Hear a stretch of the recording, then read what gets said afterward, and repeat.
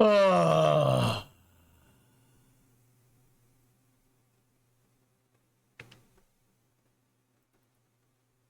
How's everybody doing? I've been having a day. Here, I got the old camera configured up. It's not the best. I still look like I'm this, but yeah. Yeah, you look tan. Yeah. Maybe I can take some of the contrast out. Hold on. Let's go here like that. So we can contrast up the, nope. Brightness just a little bit. Good enough. Fine. It's not fine. It's so annoying, dude. So Windows decided to restart my computers last night. You know, you gotta have this update. Gotta have it. And whatever it did, it fried my USB 3.0 on the streaming computer. On the streaming computer, it fried it. I have no connectivity through any 3.0 thing. 3.0 port on that motherboard, and some of the USB ports don't work. So that's the USB 2.0. You know. What was that thread you shared earlier about the one from Phil Metzger? I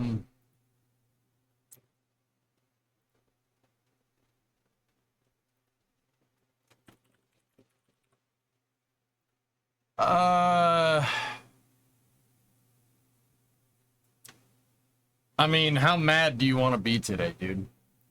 Like, we got mad yesterday, and I kind of feel like an idiot for getting so pissed off about this, but I'm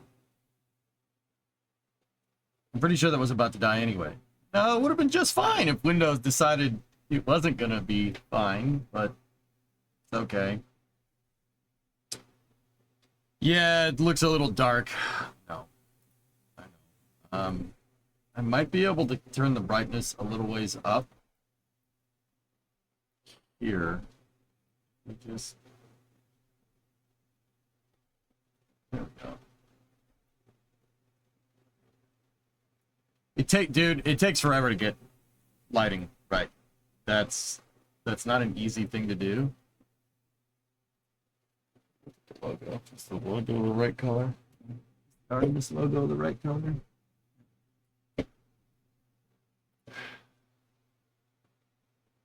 Yeah, it's here.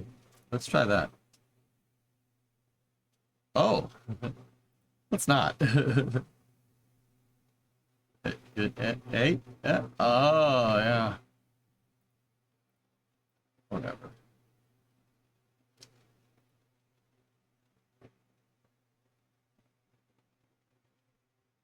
Yeah, I got a USB 3.0 card.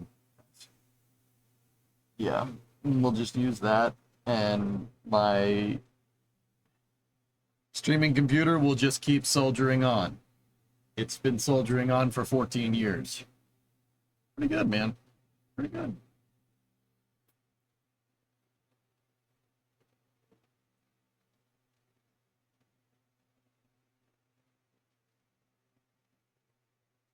I don't think I'm running 7. I think I updated everything. I don't.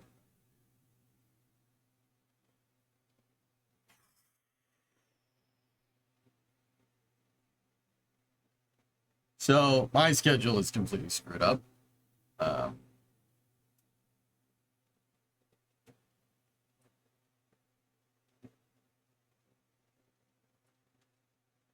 Yeah, exactly, Tessa. Yep. My computer's almost old enough to vote. And it's not quite ship a Theseus yet either.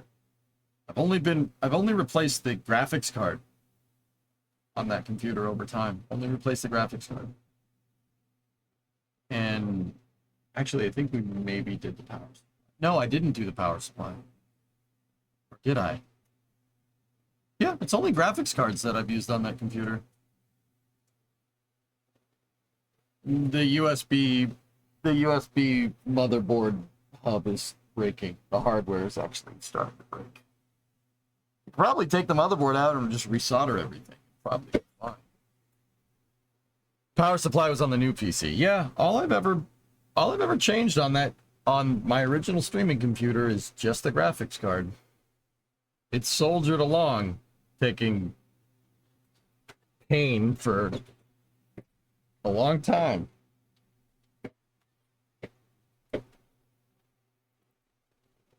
Pain.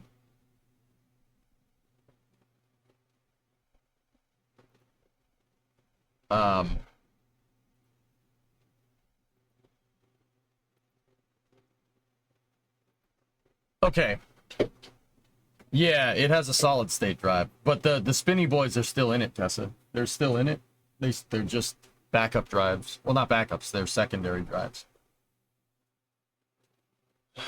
All right, let me get reconfigured here.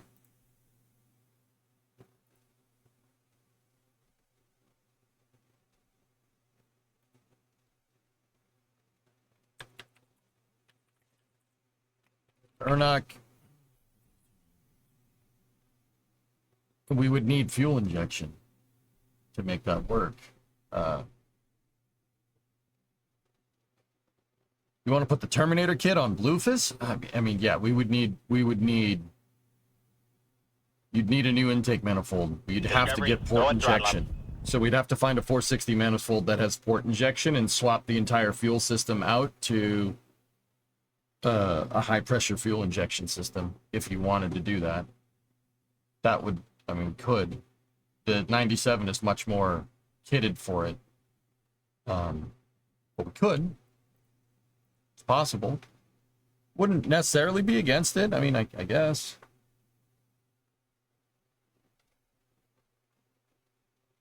Storm. Nice, dude. Do you think you might ever update your KSP mod list again? There have been many dope visual mods that have been coming out. Yeah, you, RB, and Van weren't totally talking about this in your Discord last night. You know how I know? Because I got messages from all three of you now about this.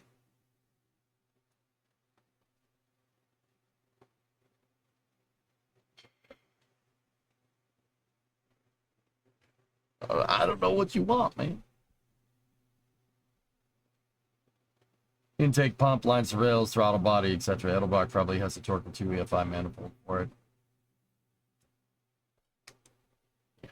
We want your game to look pretty. Yep. For a change, it wasn't me badgering you about mods. The reality of the situation is you're not the only one that does it, you dingle ball. Dingle ball. Discovery, go at throttle up. Yeah. Now I don't look as alien. That's close enough. It's gonna bother me for the entire show. Camera fixed? No. This camera is like, I don't know. I think I bought the C910 before I bought my streaming computer. I had it on a different computer, which I still have. It's actually sitting in the garage. Are you gonna watch Twisters? I don't know. Guys, I am all like, my brain is scrambled right now trying to fix this. I don't know what do you want to do today? I said I'd play KSP, and I said I would show you the launching the MLV. Twisters doesn't look bad. I'm not sure how I feel about the new Gladiator. Workers or KSP? Did you fix the joystick? I did actually fix that. Yeah. Can you see my last I need help?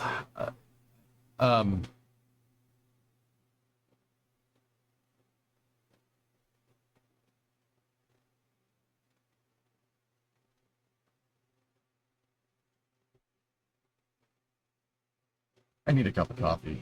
Give me 1 second. I'll be right back. Discovery, go at throttle up.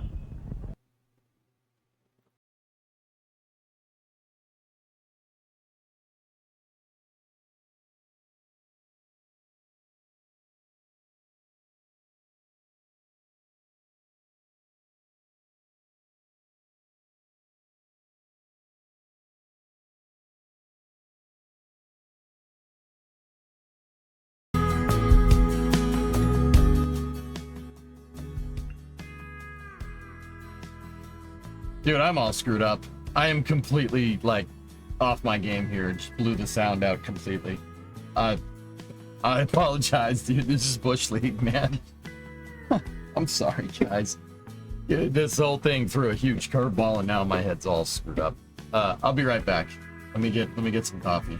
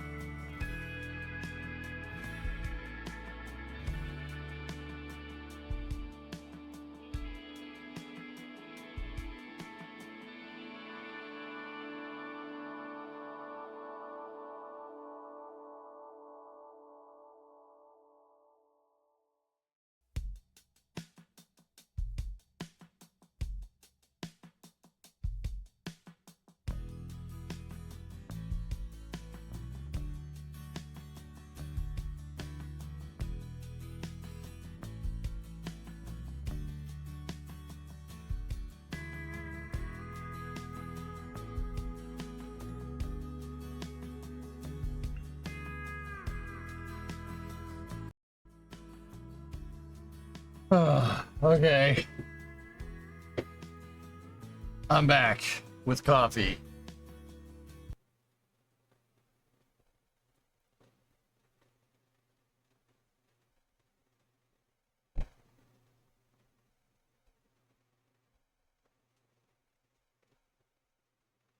That's not RimWorld. That's the 126ers. Windows rolled down. It's royalty-free music from YouTube, guys. All right.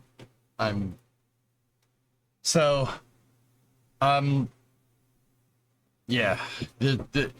I had plans for this stream. Those plans got immediately tossed out the window. I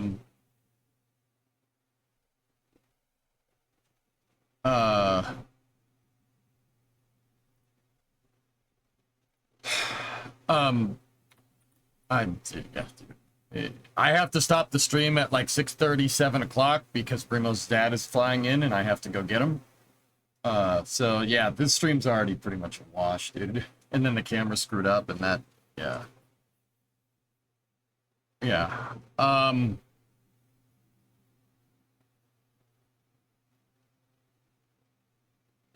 hate it when this happens. How about if we check out the new station or something? I don't want to. Can play workers or something. Some corn for you to enjoy.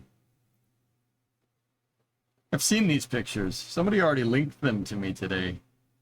Vickers, I can't say that I hated. What happened to my plans? My plans got thrown out the window today. I had plans for what I wanted to do. I wanted to play Kerbal. I wanted to start on I wanted to start messing with Dart.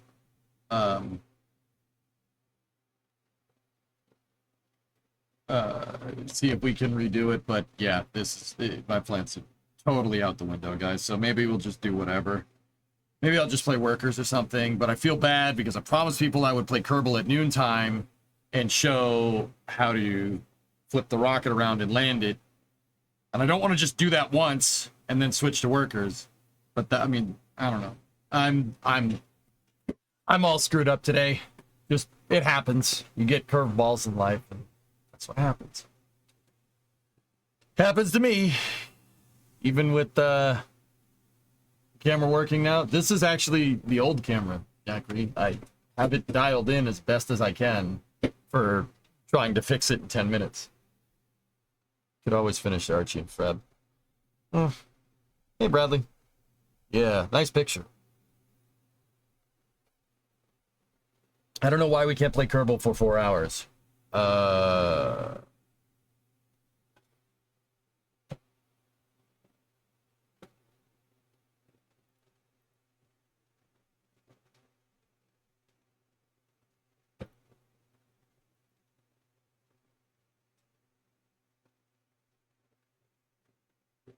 don't know, because I don't want to.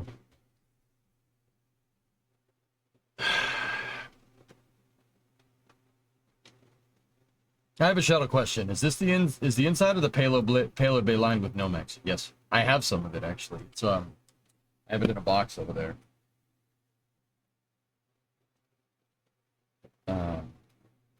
I'd have to go find it. Yeah, it's Nomex. It's like a different version, a different type of it though, you know. Sorry, I'm just moving the other camera out of the way. You good, my man? Oh no, Blackness, I'm completely, like, my brain is just scrambled today. Yeah. Just one of those things. Did that viewer from yesterday play Kerbal for more than 15 minutes? Don't know, haven't seen him back yet.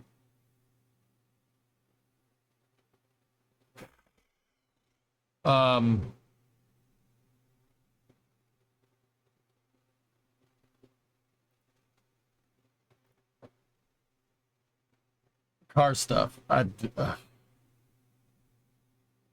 went to work on the Camaro today and I tightened one bolt and then I was just like, I got like nasty brain fog today, dudes. Like nasty brain fog. It's pretty bad. Like, I don't know what the hell that's about, but here. All right, let's try to shift back into gear, okay? COVID?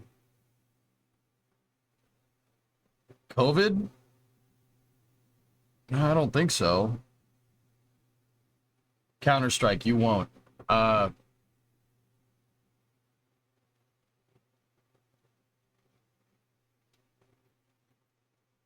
Take a day off and relax. You look terrible today. I'm taking the next 3 days off, Ollie, so it's the camera that's making me look like trash. Either that or I look awful as well. No, it's not from COVID. I was, Discovery, go at throttle up. I was playing around with Titan the other day, and this is my fault. It's not the dog's fault. I snuck up behind him, and he turned around really fast and headbutted me, like, pretty freaking hard. Like, so that brain fog might be due to a concussion. Yeah. Yeah. So that probably, I'm not, like, it still hurts. Like, it hurts. This, touching it like that hurts. It's definitely swollen a little bit. You can't really tell on camera, though, so.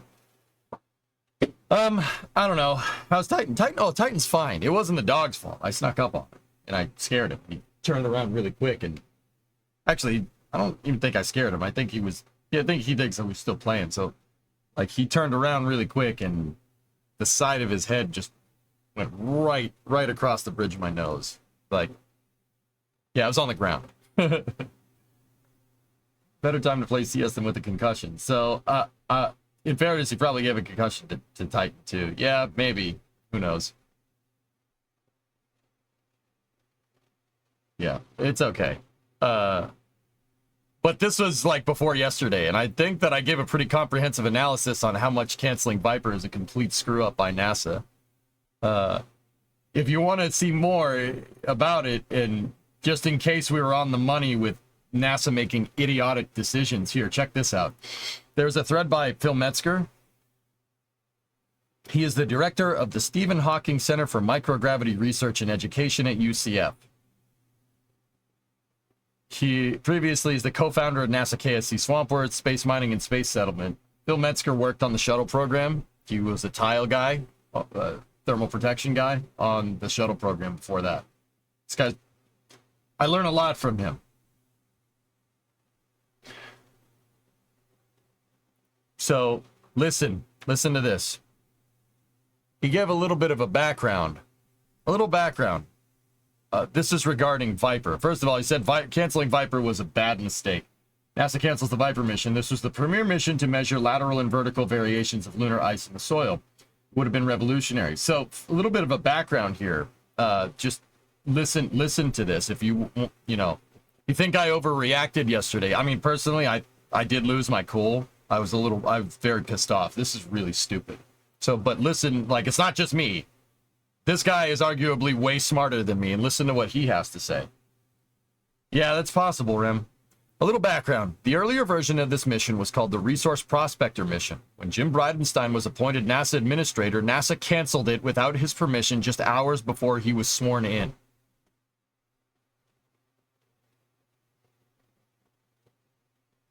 I can't confirm this, but rumors say he was livid.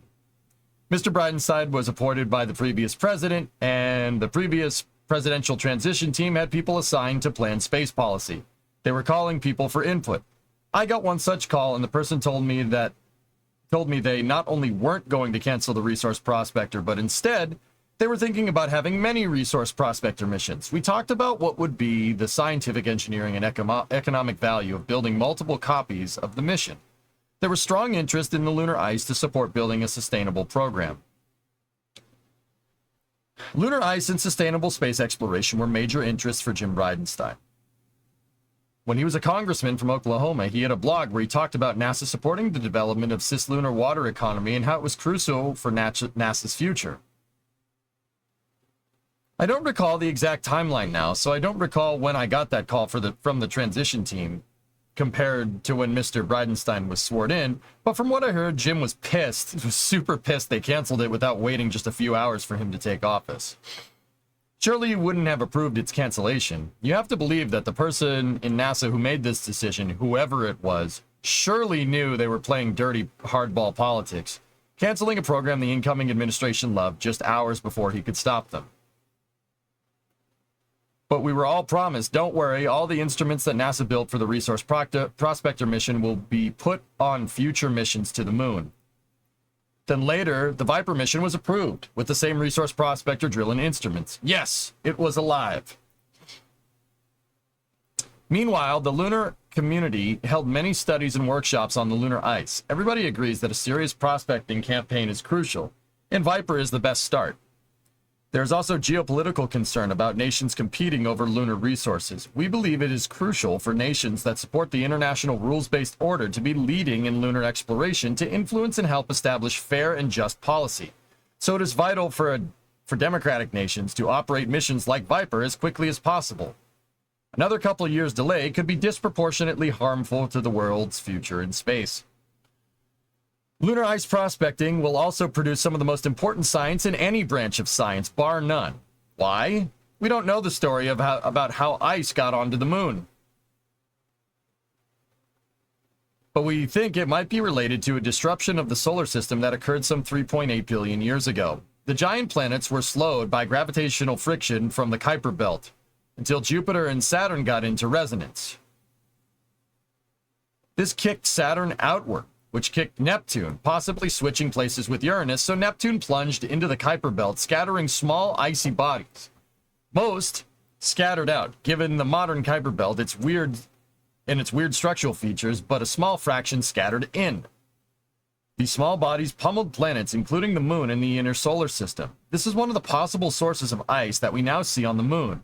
But over billions of years, the ice has been reworked by impacts on the moon, so the record is doubtless confusing. When we finally sort out the history of that ice, we will gain deep insights into the history of our solar system, including how water and carbon were delivered to Earth, making it a life-supporting planet, and how often that happens elsewhere in the cosmos. So Viper was going to be an important step towards answering that question, are we alone in the cosmos? Not a trivial contribution to science. So now, if it's canceled again, we will get several more years of delay or longer. This will be harmful to sustainability in space exploration, to geopolitical challenges in space, and the most important, science. Congress needs to find the money to continue Viper. I understand that projects get punished for going over budget by having the project canceled. Consequences are important, but in my opinion, Viper is too important and too urgent to be using its cancellation as a punishment.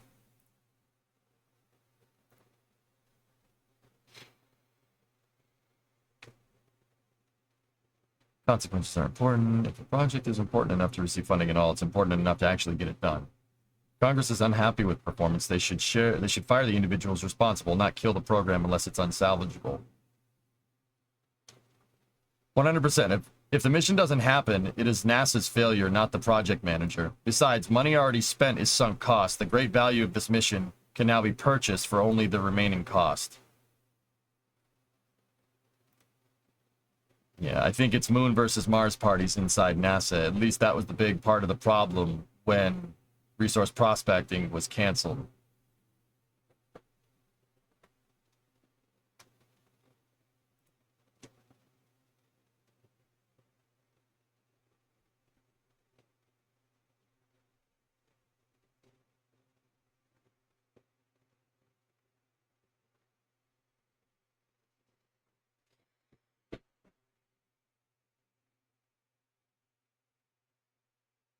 All I want to know is who made this decision. I want to know who made this decision so they can be held accountable, so I can take that into my judgment of them later when I talk about spaceflight policy. That's all.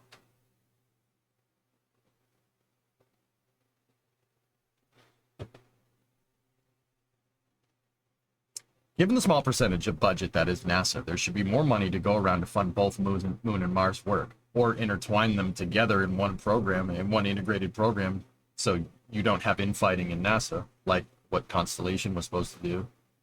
You do that, someone decided to screw that up for the same bullcrap reasons.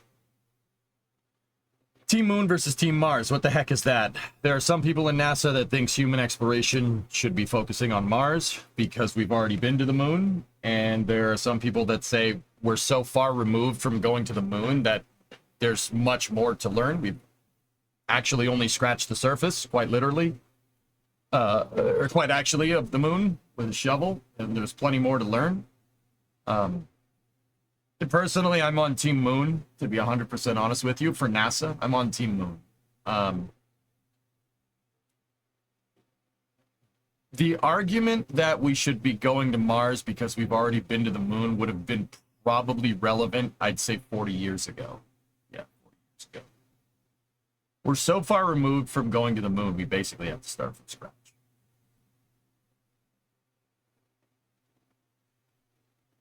What about Venus? Well, Jim, here's the thing. Integrated architecture. I don't want to rant about it, guys. My brain's already toast today. It's integrated architecture.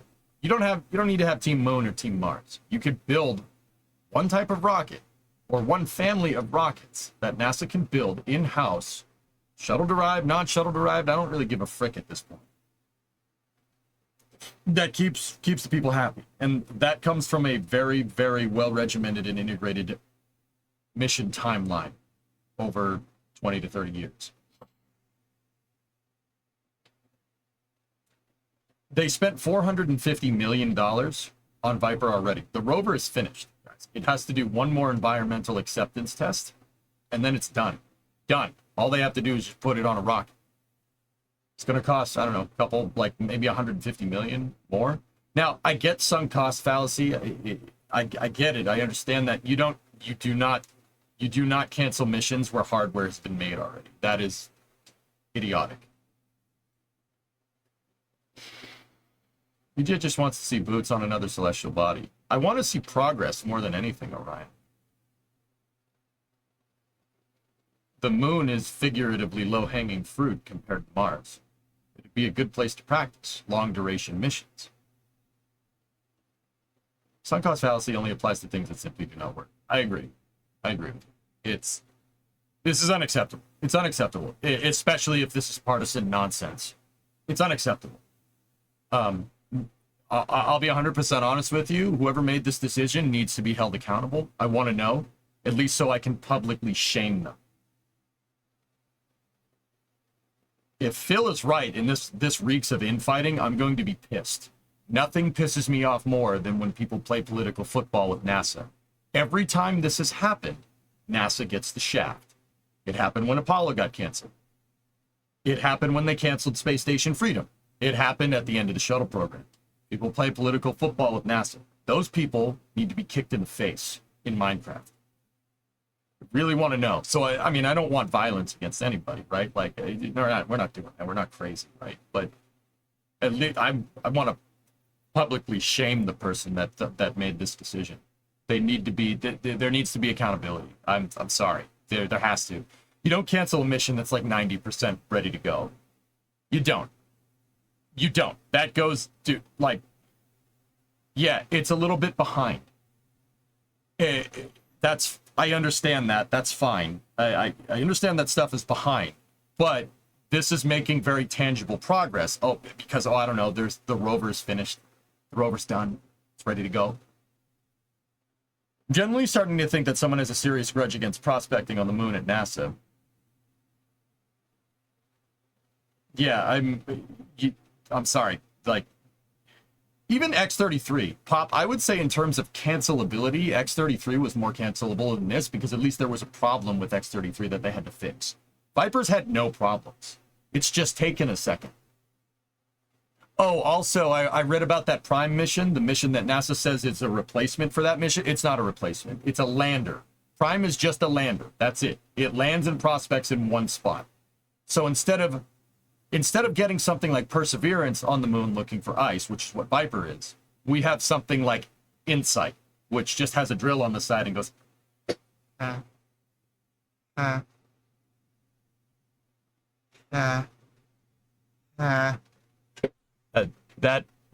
that's infuriating. It's infuriating.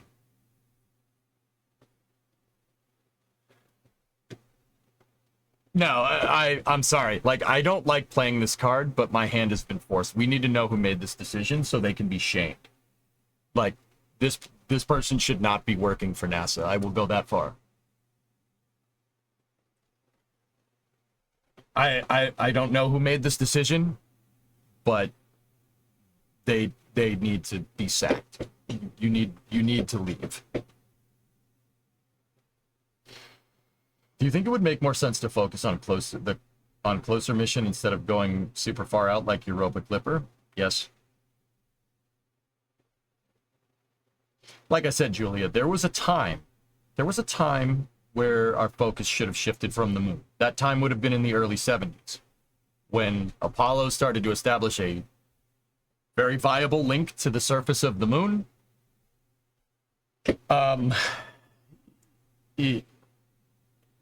The time to look outward past Earth's gravwell would have been then, for human exploration at least. That ship sailed. That ship sailed 40 years ago. You know why? Because there's not many people left from the original Apollo program. We're so far removed, we got to relearn it. We have to go relearn how to do this stuff again.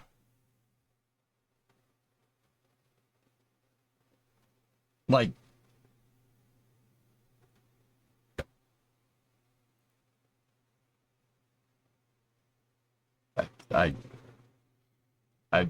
yeah, it's just, I always said that I would call out bad space flight policy when I see it. This is bottom tier. It doesn't get worse than this. This is just that. This is how it felt during Constellation. Constellation was worse than this, to be fair.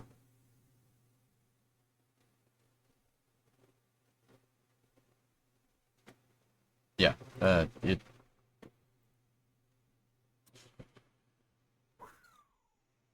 Don't worry, there's good news. SpaceX showed off their EVA suits. Here, check this out. SpaceX, actually, this came from Polaris. The Polaris Dawn crew tested their EVA suits. This is, these are the suits that SpaceX will use for extravehicular activities. This is get the pitchforks and flaming torches levels of bad. Yes, Tesla, precisely. Look at that, dude. That's pretty sick.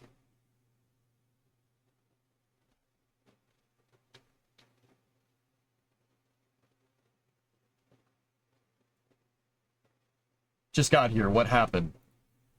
NASA canceled the lunar rover, Finico, that was going to launch, albeit delayed by a year, was going to launch sometime later this year. They delayed a lunar rover. And, well, they not delayed it. They canceled it. They canceled a lunar rover that was going to fly later this year and is like 90% complete. It just, actually, the rover's manufactured. It's already been made. It just needs to pass some environmental acceptance testing.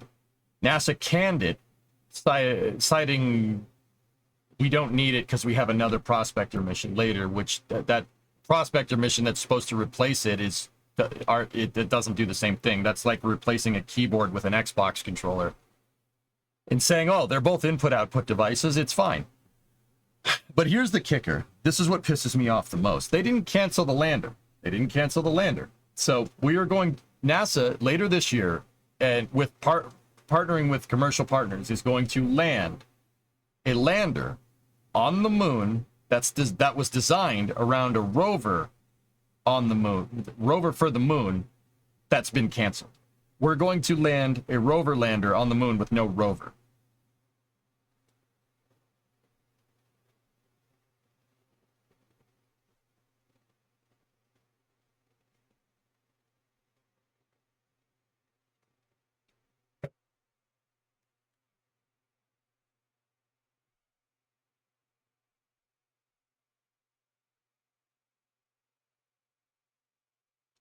I need to know who made this decision. I need to know so I can shame this person. Don't get me wrong. I don't like being holier than thou. And could I run NASA better? Probably not. Whoever made this decision, this needs to be brought to light because there's a snake. There's a snake somewhere around here. You don't cancel a mission that's 90% ready to go, especially after flight hardware has been fabricated. That is a cardinal sin for spaceflight policy. What do they do with a complete moon rover? Oh, unless somebody... So NASA said, hey, somebody else can pay for this and finish the mission. If we get an inquiry to fund this mission by August 1st, we'll do it. We'll launch the mission. We don't have the money to do that.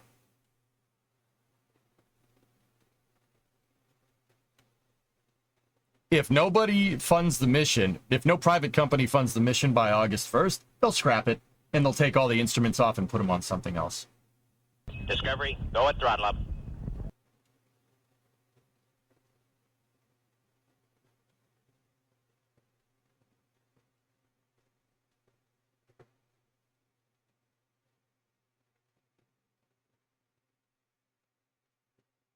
You don't need to be able to cook to you don't need to be able to cook to recognize when someone poops on your plate. I can't I'm speechless. This is the worst spaceflight policy since Constellation, since the plug was pulled on Constellation. It's the worst. Like, it's bad. Major red flag.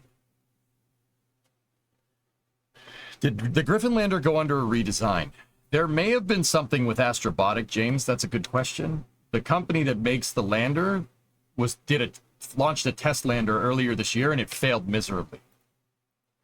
Which goes back to my original point, basically saying that we need to relearn how to do this stuff again. You need to relearn it. You can't trade on the Apollo program's experience because you're writing a check you can't cash.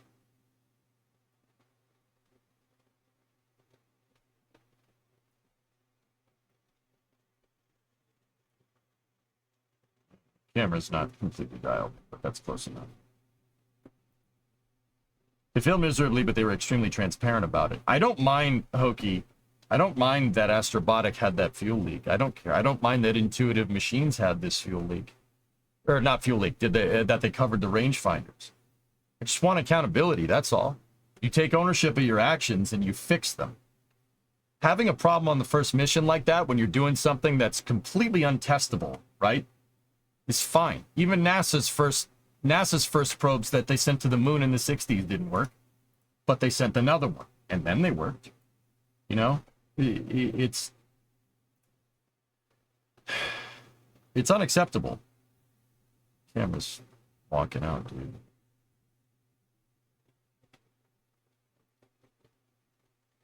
Not against Artemis in any way, so don't take this way, but do you think they're going to cancel most science in favor of Artemis?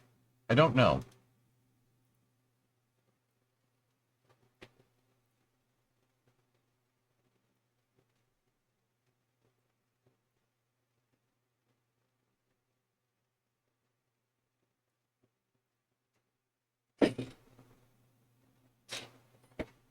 I don't know. I can't say.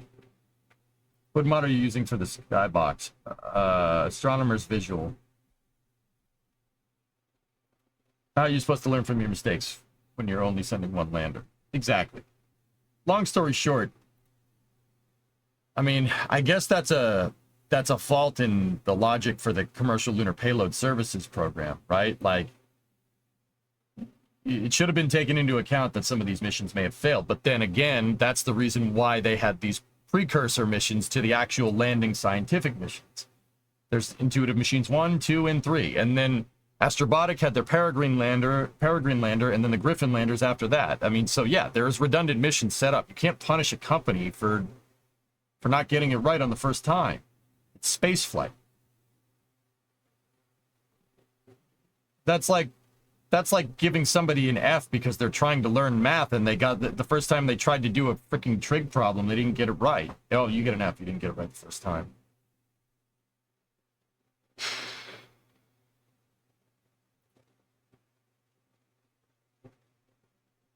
I don't know, Deptown. I have no idea. Something is very fishy with NASA's moon missions. Well, Ilona, this is... You know what? I actually kind of agree with you.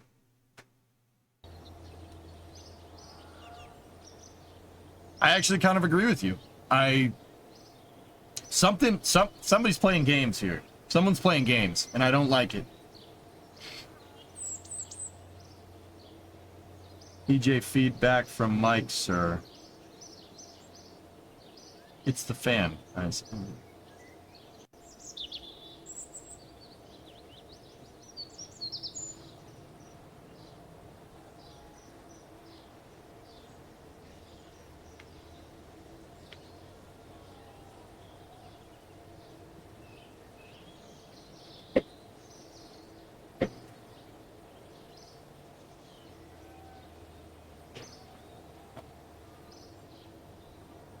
Seems like the Artemis program is slowly getting the axe. I agree. It honestly feels like there's a large group trying to sandbag the moon stuff. From there, I imagine decisions come from the top. Well,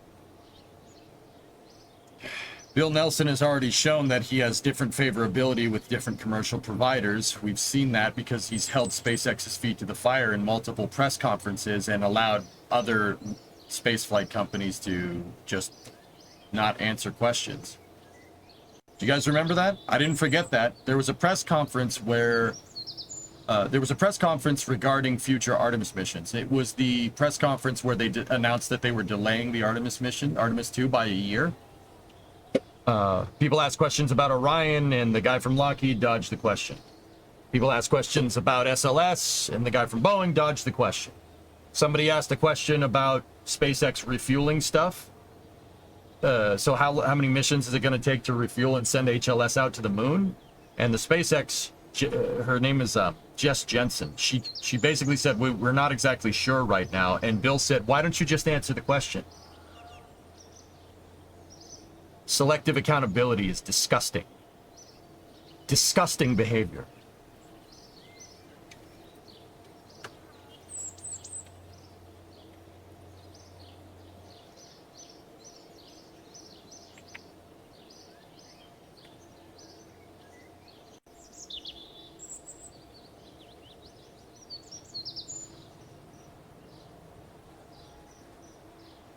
Here's a nice change of pace. Found you a future garage project.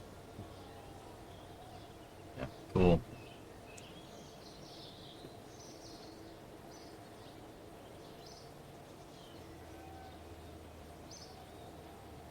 It's just disgusting. It's so gross. What is this right here? It's the back of the amplifier? Oh, yeah. I was wondering what that was. My camera broke today, so yeah, I'm on my old camera, which is great. I'm not having a good day, guys. Not having a good day. I don't know if you guys can tell. I am absolutely not.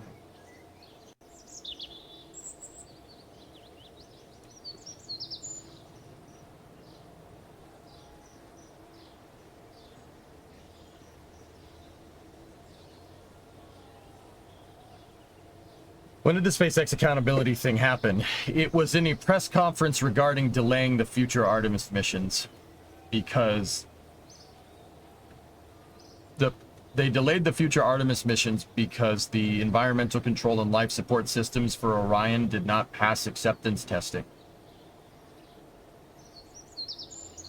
They were not good enough for the mission requirements for Artemis 3. Glaring red flag in your systems engineering. Glaring red flag. This isn't a, that's not a, oh, we screwed up, ha ha ha ha ha. You know, that's not like a same type of problem that like Astrobotic or Intuitive Machines had, where it's like an honest mistake. And I mean, it may have been an honest mistake too, right? But honestly, the Orion capsule has been in development for a decade. Well, since 2014 in its modern iteration. And before that, it stems back to the early 2000s with the Constellation program. Keep in mind, they basically rebaselined the entire capsule in 2012. They rebaselined the entire thing. So I think it's fair to just say it was a clean sheet design in 2014. They've been working on it for 10 years. You telling me just now you didn't realize that your life support systems don't meet your mission requirements?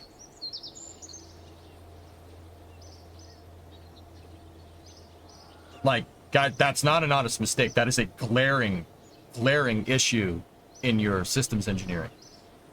Like, a glaring issue. This capsule is designed for deep space exploration, for human deep space exploration, with stakeholder expectations of being used as a lifeboat for Mars missions and long duration stays outside of Earth's gravity, beyond, well, not Earth's gravity, beyond low Earth orbit, outside in deep space with radiation. Nobody bothered to make sure that the life support systems last this long? It's a glaring red flag. Like,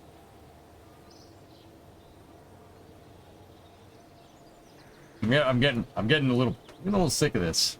This is nonsense. Maybe if we'd flown it before we would have found the issues. Look, Aguilex, Lockheed is good. I'm not trying to say Lockheed Martin can't engineer a capsule. But when has Lockheed Martin ever engineered a capsule before?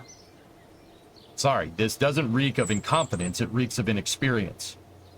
And whoever thought it would be a good idea to put people on the second flight of a capsule and bench test your life support systems with people on board is a moron. That's idiotic. That's an idiotic testing regime. I've always thought it was stupid, but, you know, I gave Lockheed the benefit of the doubt. That's an idiotic test. Why would you? Not even the Apollo program did that.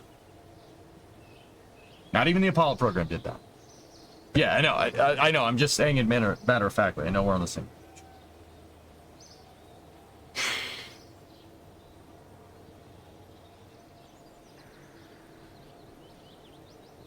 Is the Orion?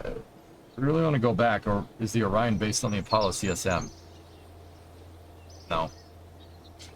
Beefy, the Orion capsule is. Think about the Apollo CSM being a '69 Mustang. Okay, Orion is a 2015 Mustang. Do they bear the same name? Do they do kind of the same thing? Yeah. Are there any interchangeable parts? No. No, absolutely not.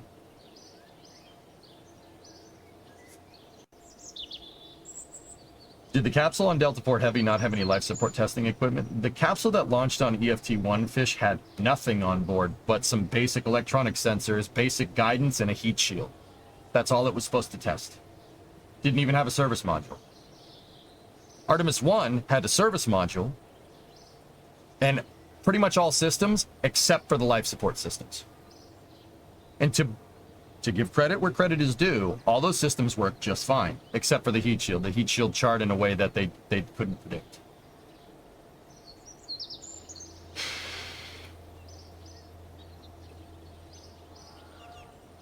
It didn't fail. It deformed in a way that that was enough of a deviance from what they thought was going to happen that they said, we need to look into this.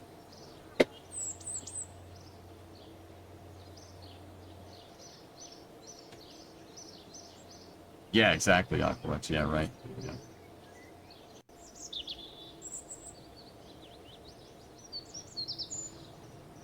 Did any other agency act a program like Viper or Constellation, not counting the N1? Oh, the Europeans are notorious for this, Driados. Look up the Hermes program. Oh, yeah. Oh, yeah, they do that all the time.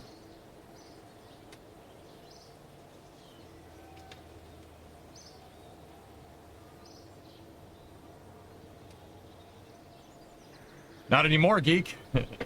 Not anymore, because they went to test the life support system and it didn't work. So, all right, a little matter of clarification on this. So, EFT-1 was basically just a heat shield test. The heat shield deformed correctly from coming back from a medium Earth orbit. Delta IV Heavy does not have enough to put Orion on a translunar injection-free return. Not even close. So they tested the heat shield from high Earth orbit. It worked just fine. Or from medium Earth orbit. Worked just fine. Then, that was in 2014. Artemis 1 launched in what, 2022? I don't even remember. Right? Something like that? Yeah, James, something like that. The life support system. So Artemis 1 did not have any life support on it. Didn't have any life support on it. Somebody thought it would be a better idea to put life support systems on the second mission.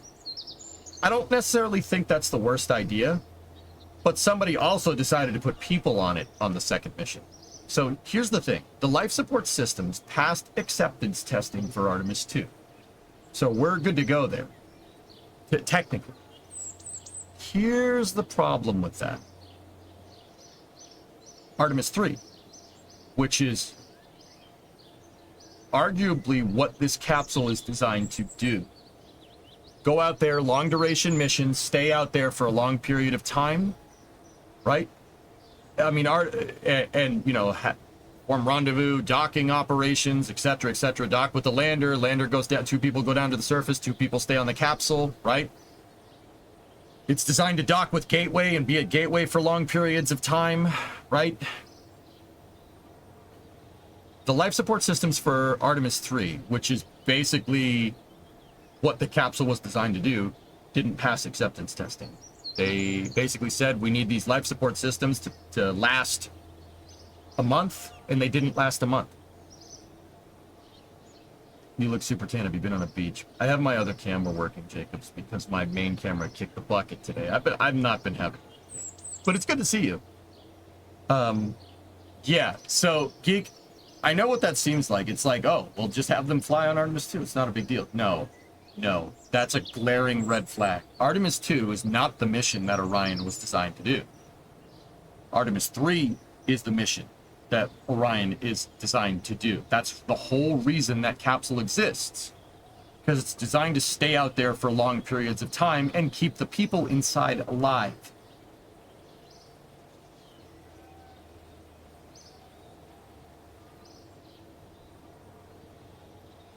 NASA, citing this glaring issue, delayed Artemis 2 by a year in a press conference a little bit earlier this year. And that's where Bill, I lost a lot of respect for Bill that day. Like, a lot of respect. Like, you, dude, you just, I don't like you. Or at least I'm indifferent at this point.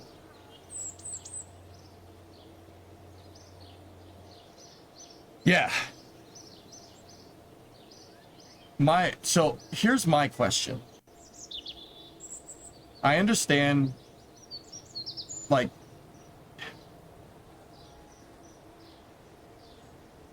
I understand that you're going to, it's a teething problem. Every spacecraft has teething problems. How in the name of Jeb was this not taken into account for a capsule that's designed to do a mission that's even more complicated than the missions that we flew 15 years ago? How did somebody say, yeah, we'll test it with life support and humans on at the same time? Yeah, we could do all the testing on the ground, it'll be fine.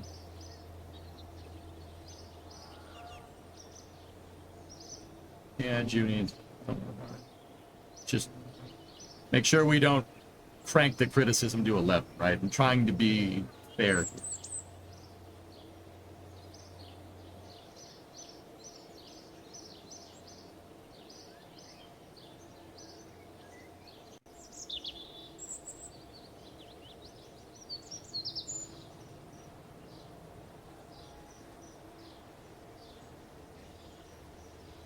Yeah, Aqualex, I agree with that. It seems like induced complacency to try and make stuff look bad, which reeks of infighting. And dude, here's the honest truth. Like, I'm not trying, like, I don't want to talk about this stuff, right? But my hand's kind of been forced here. I'll be real with you. I don't care what letter somebody has to their name. If I find out who does, I don't care. If we find out who does this, I will ridicule them on the stream. I'm not even kidding. I don't wish violence against anybody. It's messed up. Ever. Except if I'm playing Counter-Strike, in which case, you know, but that's the internet, right? Like, the person who made this decision regarding Viper is a symptom of that much bigger problem that I was talking about yesterday. And I don't really want to say it's down to political infighting, but reading what Phil had to say about it seems that, I mean, I don't want to blame it on a boogeyman. There needs to be accountability. You have to be able to point the finger at someone and say, that's the problem right there. You can't just say, oh, it's politics. All right, let's just keep doing what we're doing so we can just fall for this same thing in 4 years. You know what I mean?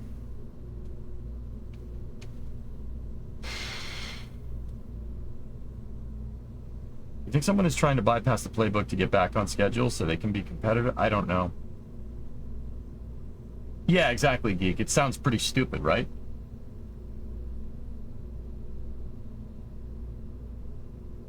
Very late to this conversation. Understanding nothing is simple. What is happening? Jacobs, NASA, the reason why this whole conversation is happening is because NASA decided to cancel one of its commercial lunar payload services missions.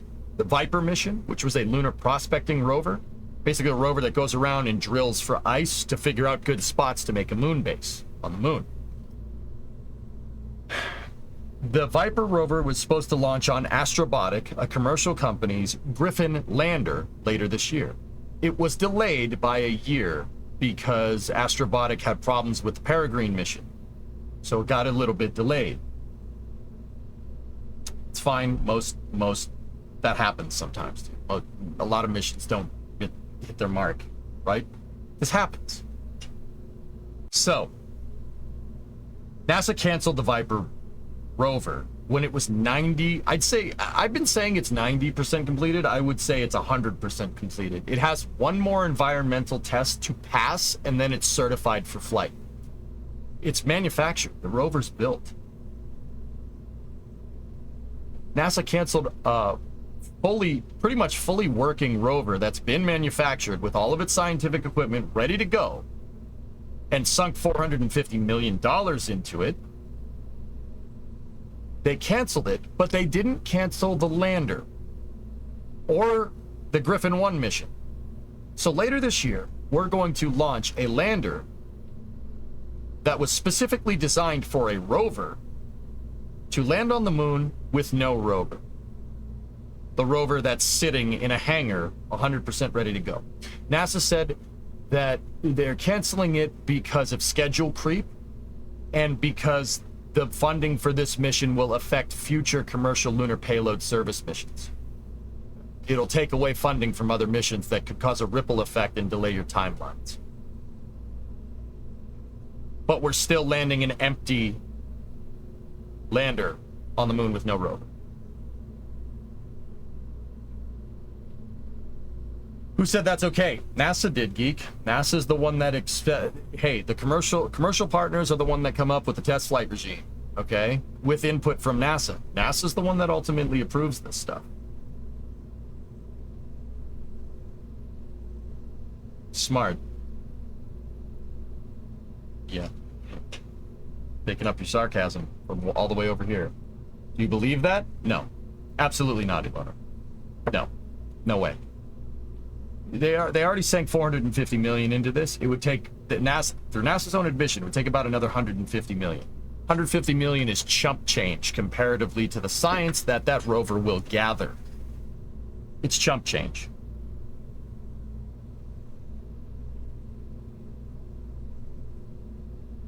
That's 2 Falcon 9 launches.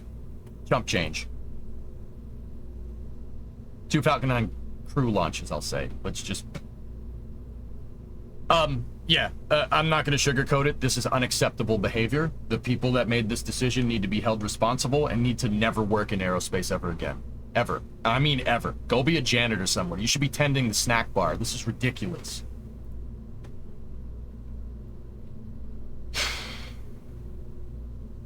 It's unacceptable. It's unacceptable. It makes my skin crawl, dude.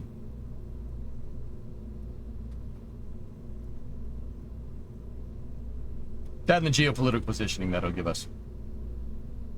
Yeah, Glugs, that's what I mean. That's what I was trying to... I couldn't say it right yesterday. That's what I was trying to get at, dude. There are more things at stake here than just screwing up our potential mission timeline and taking away money from other missions. There's more at stake here.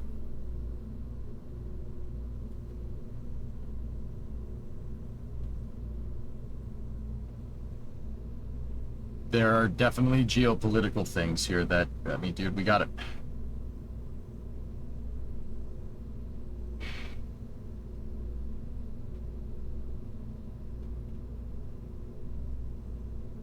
I'm getting pissed off. I'm getting really mad. Mad that I can't think straight.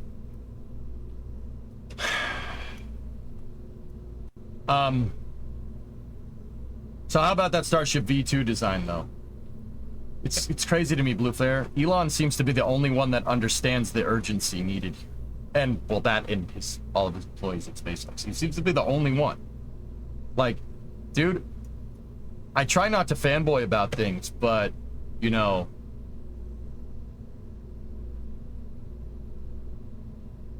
I understand why people vehemently defend SpaceX all the time, because, dude, they're the only ones making tangible progress on a relatively useful timescale. There's very big urgency here to get out on the stars, because if we're not going to do it, someone else will.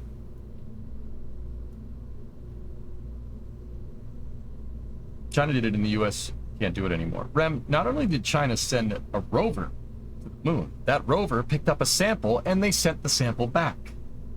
Meanwhile, us over here are sending a lander with no rover on it. And in order to get the rover, because the rover was engineered to land, or the lander was engineered to land with the rover on it. If nobody puts up the funding for the Viper mission, NASA will put a big steel block on it, a mass simulator, to make sure that the lander works correctly, because the lander was engineered, the whole lander was engineered around landing that Viper rover. Do you agree with Elon that we need to be a two-planet species, Earth and Mars? Absolutely, Rainbow. Oh, yeah. I think the danger for an existential extinction event is high. It's a lot higher than people think. Just like everything else, it probably won't be a problem. No one's going to care until it actually starts messing with stuff. We have the ability to go to the moon. We have the ability to go to Mars. We can do this. We can do it. I mean, I don't mean to parrot Von Braun, but he said this 50 years ago. He said, we have been given the scientific knowledge, the technical materials, and the ability to explore the exploration. No, what does he say? Here, you know what? I'll just play the damn quote. My brain's too scrambled to be able to think what it was. Here.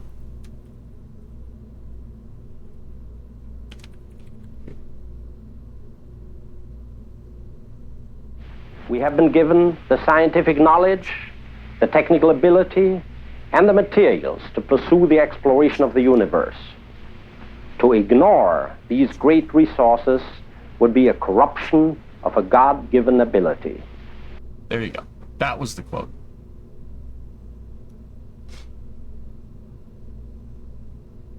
It was quite surprising how thin the V2 flaps are. Probably a decent mass margin increase. Oh, for sure. How's it going? Are you already in space? Oh, yeah. My brain is in space today. I mean, it's getting frustrating. It's getting very frustrating.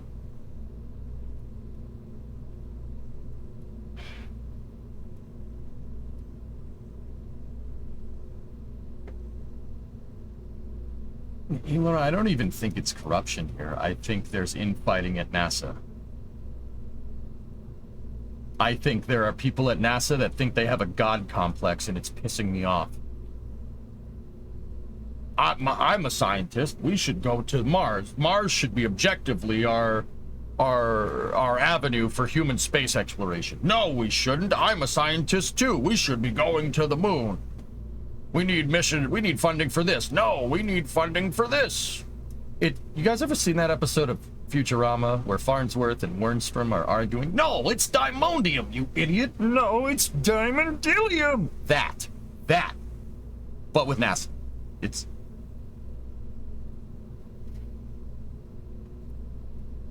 That's what's going on here.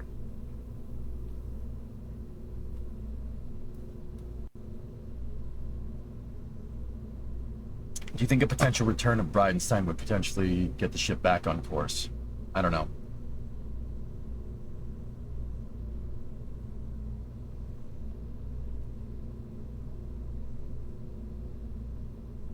Personally, you're on Team Moon. Jacobs, I think what Oculus said in chat is right. We can do both of these things. We can do both of them. That's why I've been saying in integrated architecture, you develop a spaceflight architecture that gives you an avenue to the surface of the moon, but also gives you the ability to get to Mars. Like the Constellation program. Dude, it doesn't even need to be like the Constellation program anymore. It's just the Constellation had it right. That was correct. That was the right move. But Constellation got axed under very similar circumstances to this because somebody said, no, this is too expensive. We need to do something else. We just let commercial do all of it. It's cheaper. Because the government is a beacon for fiscal conservancy. Fiscal conservation, right? Yeah. Okay.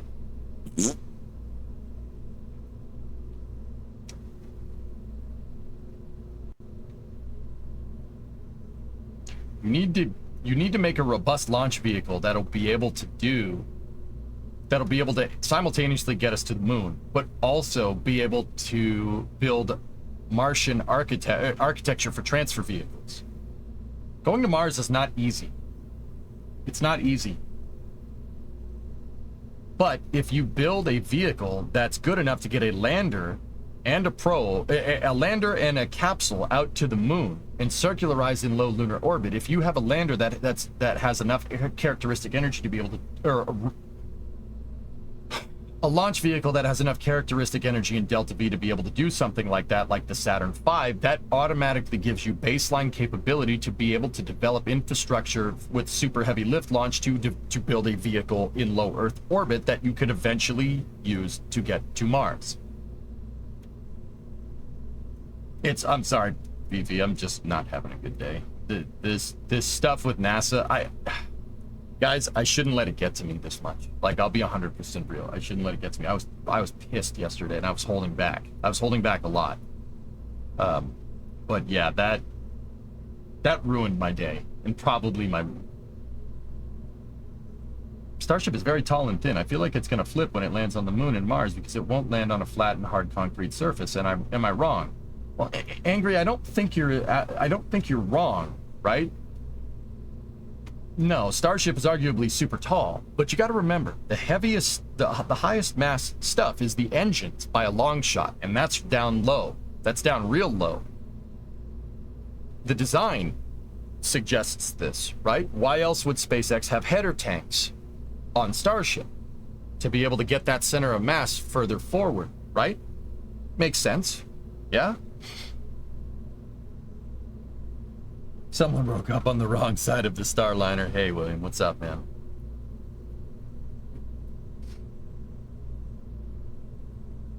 Right? So, the center of mass on the human landing system Starship is a lot lower than what the shape suggests. Because think about it, the top part where the people are is mostly empty space. Because there's people in there. Believe it or not, the crew tank where the people stay is one of the lightest parts of the spacecraft. You know why? Because it's mostly just air. Because people need to move around. Make sense? So you have HLS doesn't have header tanks, so the center of mass is actually super low on that. So that favors a stable, not that big of a landing leg to land on the moon and, you know, not tip over, because all the mass is down at the bottom because the engines, right? It's like Falcon 9's landing legs, dude. So think about this for a second. Here. If we look at a Falcon 9 that's landed, right? Here, let's just... These are just some pictures that I pulled up from the GPS-3 SVO3 mission. So take a look, dude. I mean, it's a good question to ask, for sure. But look at the landing legs on this thing. The landing legs are all... They're way down the bottom. But Falcon 9 is super tall. Same exact thing. These are great pictures, by the way, too. This is off of Teslarati, but these are SpaceX pictures that Teslarati reposted. Not anything against Teslarati. Teslarati's cool. Those guys are cool. I'm acquaintances with them. I don't know them very well, but they're good people. So check it out. The reason why this is because the engines are the highest mass part by a long shot. So the center of mass of Falcon 9 is down here when it goes into land. Now keep in mind, when they go to land on the moon, they got to take off again. So the center of mass might be a little bit higher. Just a little bit. But that basically means that you're looking for a type of landing leg with a crush core design similar to Apollo. The Apollo landers had a very similar design. In fact, I would contend to say that Falcon 9's landing legs are derived from the Apollo lander, from the lunar lander, in the way that they use an aluminum honeycomb crush core as their shock absorber. You notice how some Falcon 9s come in a little off center, like they land, and when they come back they're kind of crooked? That's because it might come down a little bit sideways. That's because the wind might blow it around, or the drone ship is because it's moving like this, it might come down when the drone ship's high on one side, and then the drone ship levels out and it comes down. It could crush the core on one of those. Now, don't get me wrong, the surface of the moon is not moving around. So if it did come down on somewhat of a, curved slope, you'd crush the core on one side and the thing would level itself. You don't need that big of a landing leg. Because you have a relatively low center of mass, and if you have a crush core designed similar to Falcon 9's landing legs, it'll auto-level. That's what happened during Apollo. You ever notice that most of the lunar... Go look at the lunar excursion module. Go look at pictures of the LEM on the surface. It's mostly upright every time. The one exception would be Apollo 12. Or no, Apollo 15. I think it was 15. 15 did land on a crooked surface, for the people, just in case people were wondering. But even 15, that was enough. See what I'm talking about? Did you hear about moon caves? Friggin' moon caves? Would be a great spot for a base, City Robo, because there's most likely ice in those caves.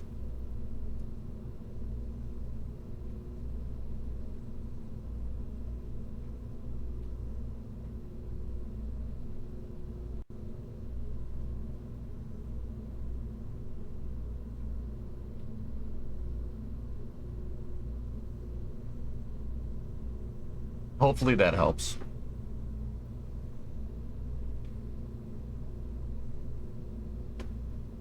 How's the research on processing regolith coming? Oh, really bad, actually, Boone. Yeah, NASA just canceled one of their lunar prospecting probes. Like, actually really bad.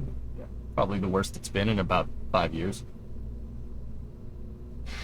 My bad, I was camping there a couple weeks ago, dig a couple caves. It's all good, man.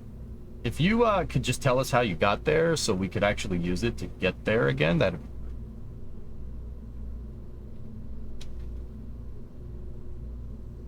Hey, Virgil. How are you?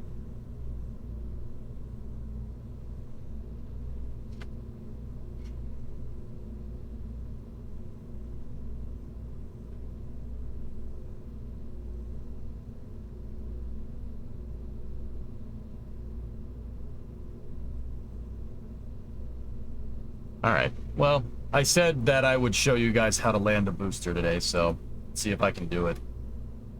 I don't know if I'm up to task today, but we'll see.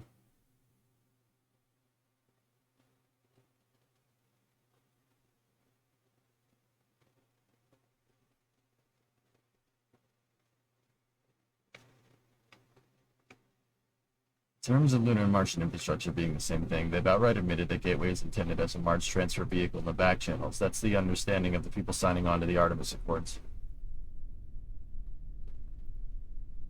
Gateway is as much of a prototype Mars transfer vehicle as the ISS is a spaceship. Solar electric propulsion for Mars transfer? Give me a frickin' break, dude. Look, Aqualex, I'm not beating around the bush anymore. There was a time where I would give NASA the benefit of the doubt. Now is not one of those times. Gateway is there to give... Gateway is there to make the lunar program sustainable. Robert Zubrin has called it a toll booth, and I basically agree with him. It's a toll booth. But what do toll booths, in a perfect world, do? Toll booths charge you for driving on a road so they can maintain the road. They maintain vital avenues of transportation.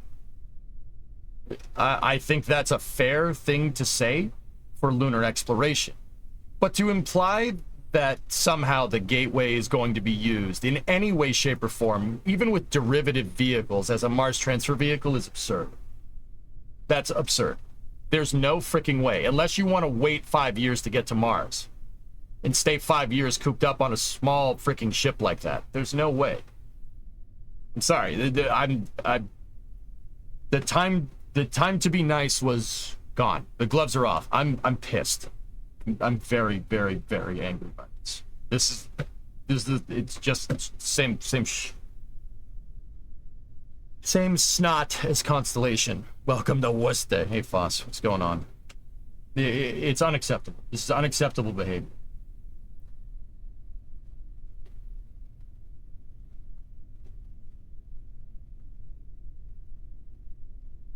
Alright, let's go.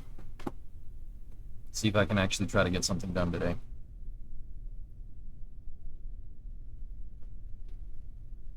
Alright. Thermally condition the motors. Let's make sure that our flight control surfaces are working. Well, our control systems are working. Alright. Go. Guidance is internal. T-minus 10, 9, 8, 7, 6, 5, 4, 3, 2, 1.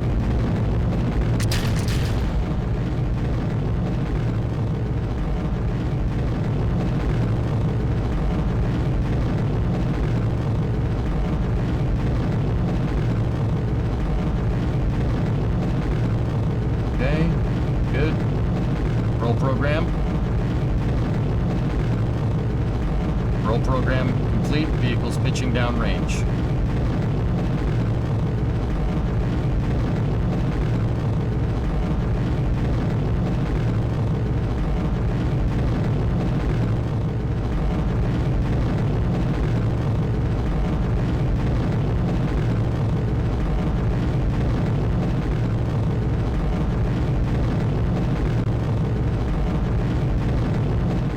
Aqualux, you're not wrong, but I'll be quite honest with you. I'm frankly sick of this stopgap interim bullshit. You're gonna have solar electric propulsion, and then you're gonna switch to nuclear propulsion. I'll believe they're gonna do that when my shit turns purple.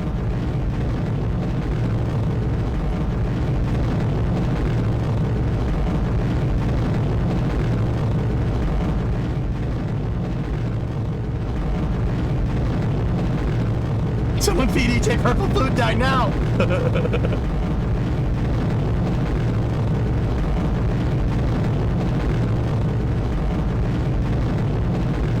How much asparagus did you eat?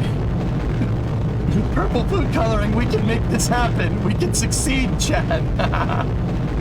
The sound is waterfall, Snake.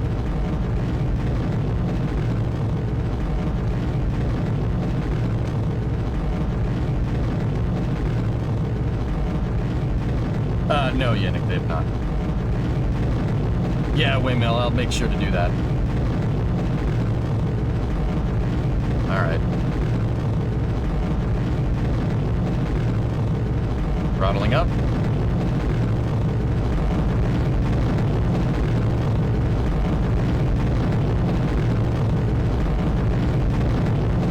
Stand by for staging.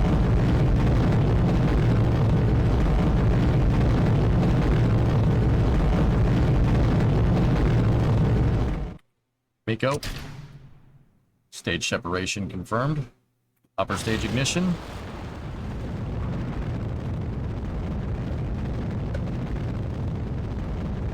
Okay. Guidance on the second stage is normal. Switching back to the first stage. RCS enabled.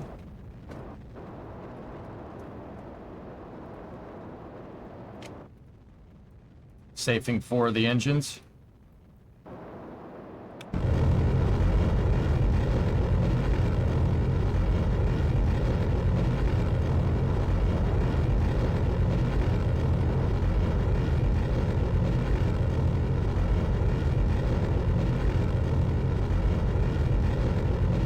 So right now, I'm switching to the first stage to be able to boost my apogee up high enough to get it so we can coast right back to the landing site.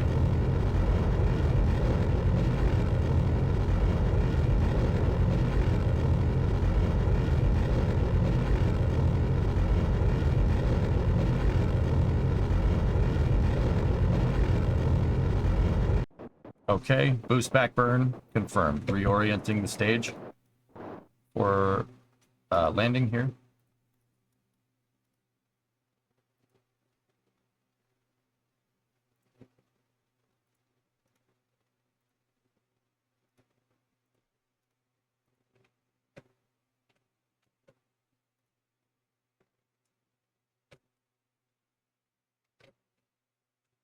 Okay, landing systems are good.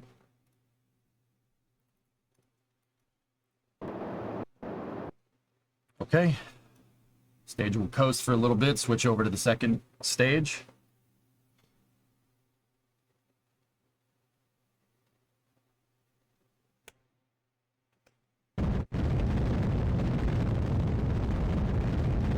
Stand by for bearing separation. Bearing separation confirmed. Good, good.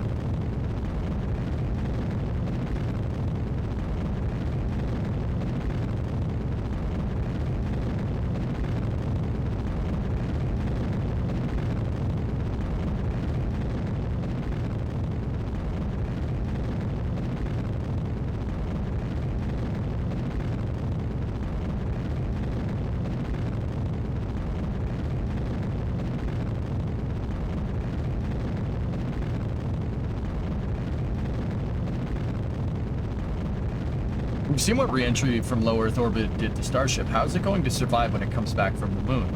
Because SpaceX is iterating on the design snake. They're actively changing it based off of what happened during that flight. Starship has also since then has had some major redesigns too. Yeah, they're gonna change it based off of their findings. They're being very scientific about it. And to be honest with you, not much else would have made it through that re-entry trajectory that they took. All right, stand by. Seco. Okay, Seco confirmed. We're in a temporary parking orbit here because it was just a mess. I don't care about that second stage. Why do we need space crew in real life? We have a pro remote pilot here. I'm about as qualified to fly a spacecraft in real life as a dog is to do calculus.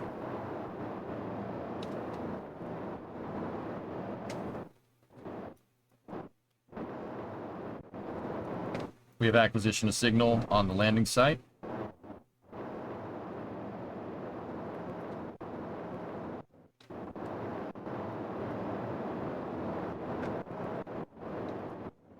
Stand by for...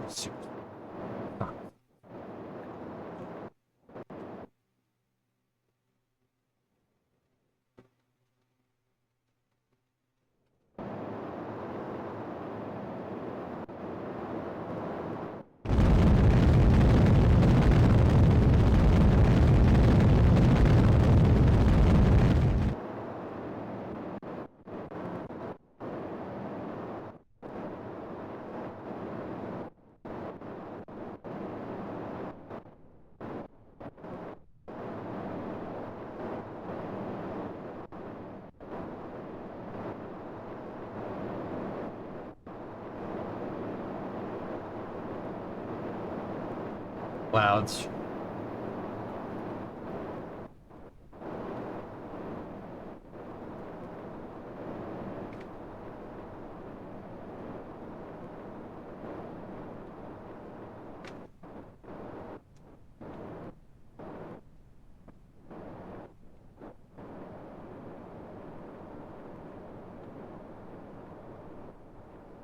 Ground altimeter is on. Landing burn.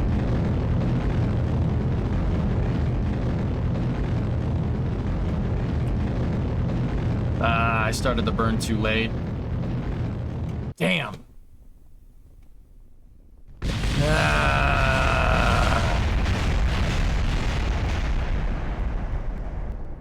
Well, I got a piece of it back to the landing site.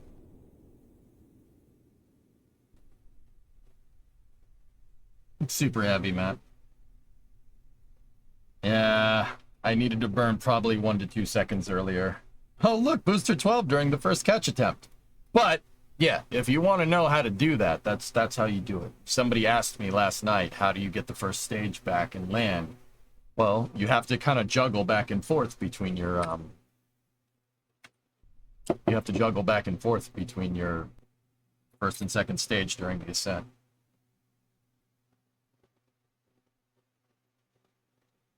Yeah. Hayabusa landing. Nice. Entropy, 36 months. Discovery, New badge. go at throttle up. Who dis? I did a successful super heavy and ship tower catch. Oh, now I gotta clean this mess up.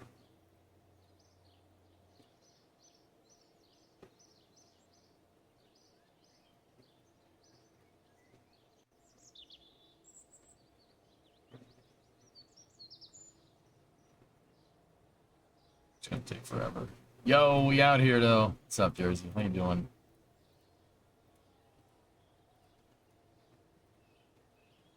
Yo, Elon copied the design from this channel.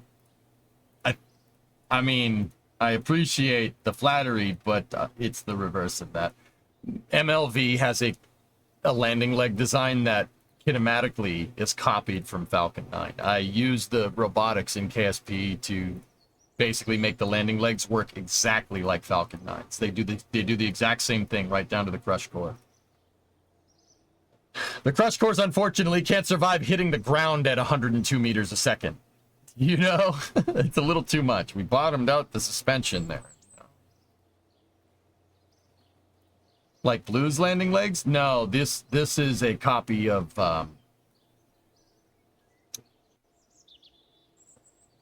Don't sell yourself short. I met some smart dogs. Surprisingly circular for second stage burn. Yeah, Voss, I'm good at doing orbital insertions in KSP. Pretty good at it. It's muscle memory at this point. The whole rocket is the crush core. Everything's a spring. Right? It's a good thing to learn about material science. Everything is a spring. Okay?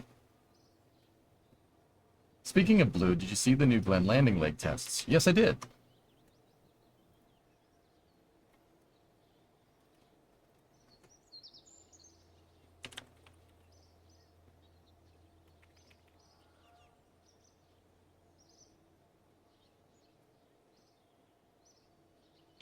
Pretty damn cool. They're using a slightly different landing leg design. This design is more like landing on an airplane than it is like Falcon 9s. Meaning they have a shock absorber instead of a crush core. There's suspension here. Now, Falcon 9 does have suspension, but the suspension is one-time use. It's a crush core. That's your shock absorber. Instead of having like a gas shock absorber or a hydraulic shock absorber like on a car. This has aircraft derived. Those are airplane components right there. That piece right there. That's a shock absorber from landing gear. It looks exactly like one. And you see how they lock into position when they see how right there it seems like it binds for a second and then it like bows out and locks in. Yeah, that's cool. This works exactly like airplane landing gear. Except that airplane landing gear would be like this mounted horizontally and the landing gear would, you know, fall out like this and the wheel would be at the bottom. This is that same design just turned 90 degrees. It very much looks like a landing gear strut. You see, once again, them popping into position, right?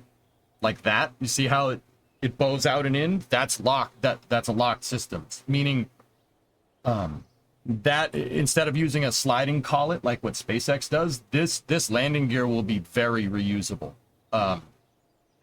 Very reusable. Like I said, this works more like airplane landing gear. It's designed to be reused a bunch of times. Now, don't get me wrong. Falcon 9s are as well. The crush core on Falcon 9 is easily replaceable. Yeah, but is it gravity? Most likely spring and then gravity. I mean, Coltech, Falcon 9 uses gravity, but you need, if I had to guess, there is a mechanism that's on these opening flaps right here that basically pushes the landing leg open. If I had, yeah, see, there's a connecting rod right there. Do you see it? See that piece? This thing, dude, I'm telling you, this is airplane landing gear, but on the side of a rocket. Yeah, that's really what it is. That's flight hardware, by the way. Oh no, I know. See that connecting rod right there? That starts the actuation process for leg deploy. So basically, all they're controlling here is something that's commanding these flaps to open. And then mechanically, the leg can't come down unless the flap is fully open. Because the flap being in the fully open position is what... Do you see how the flap, these opening flaps kind of, they wiggle for a second? That's them triggering the mechanism. All of them just flap around. That's them pushing that connecting rod down to start landing leg out deploy. I'm telling you, man, this is landing gear. The shuttle's landing gear did this. Did something exactly like this. If we're going to talk other spaceflight hardware, the shuttle, if you watch the shuttle deploy its gear, the doors open first. The doors open, and only when the doors are in the fully open position do the landing legs fall. That's a mechanical system. There's a locking collet on the kind of neck of the shuttle's landing gear, and that locking collet is attached to a lever.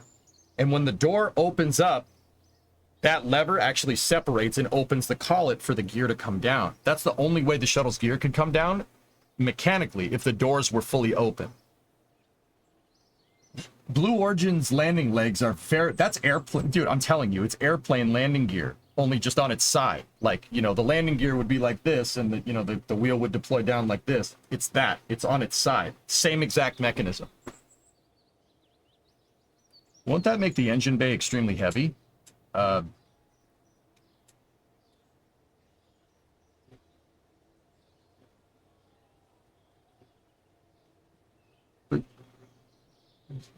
I mean, compared to Falcon 9 and others?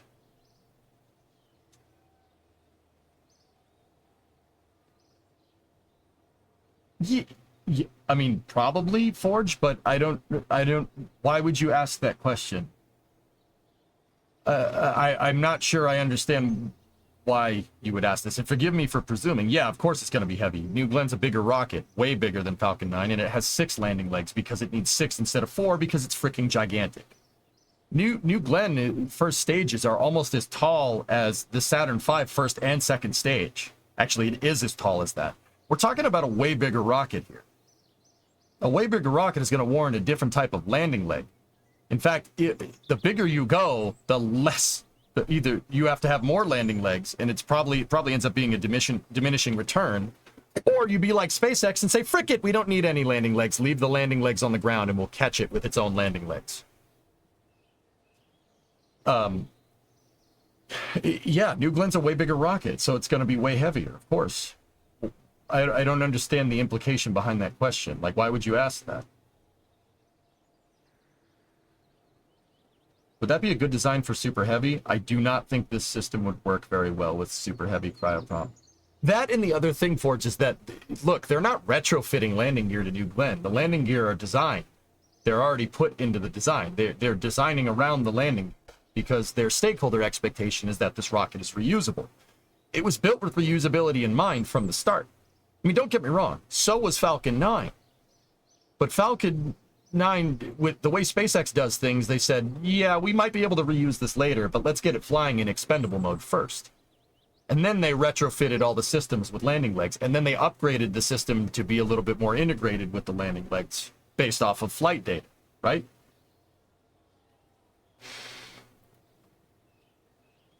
Yeah, I like the old sliding landing legs, Forge, to be honest with you. Curiosity found something. I ran over a rock and found crystals inside. It's pure sulfur.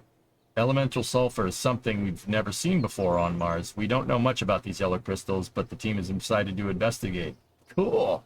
All right. Yeah, so when you build a rocket with reusability in mind, you're not going to get something like Falcon 9. So are the landing legs heavier? Oh, yeah, absolutely. But it's built into the design. So to say that, well, it's going to be heavier compared to Falcon 9, well, yeah, of course. But that design has been taken into account. That's been taken into account. I mean, yeah, why catch big tube with metal legs? I mean, Shattermage, it's just feeding into a problem that I think once your rocket gets big enough, you have to look at other mechanisms besides landing legs. There's a point, there's some type of like double logarithmic scale where the mass of the landing legs and the delta V of the rocket become too much. Like your landing legs to land this big of a rocket are going to take up too much mass and screw your mass fraction royally.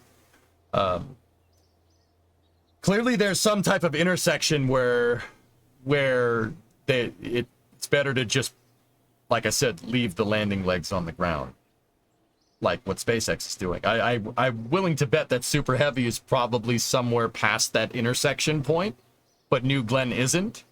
So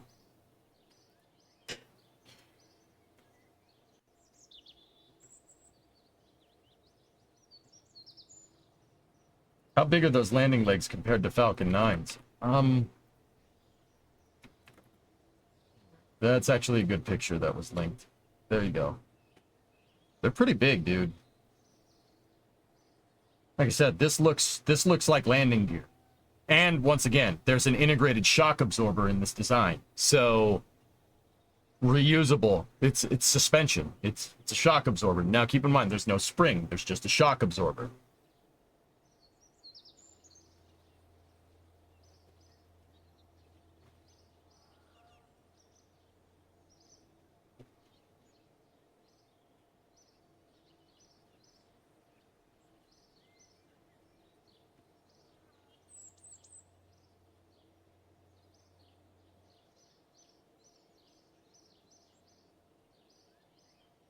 Interesting.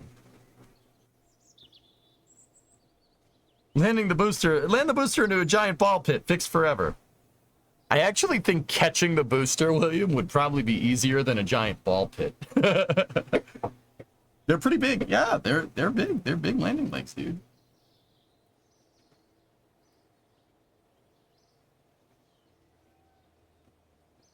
Agree to disagree.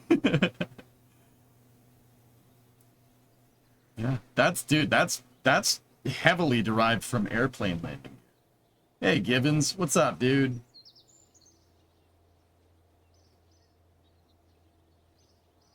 Gibbs, what were you playing today, buddy? Thanks for the raid. We're just checking out Blue Origin's landing leg design for New Glenn. Catch it with magnets. Well, how do they work? How will the retraction mechanism work?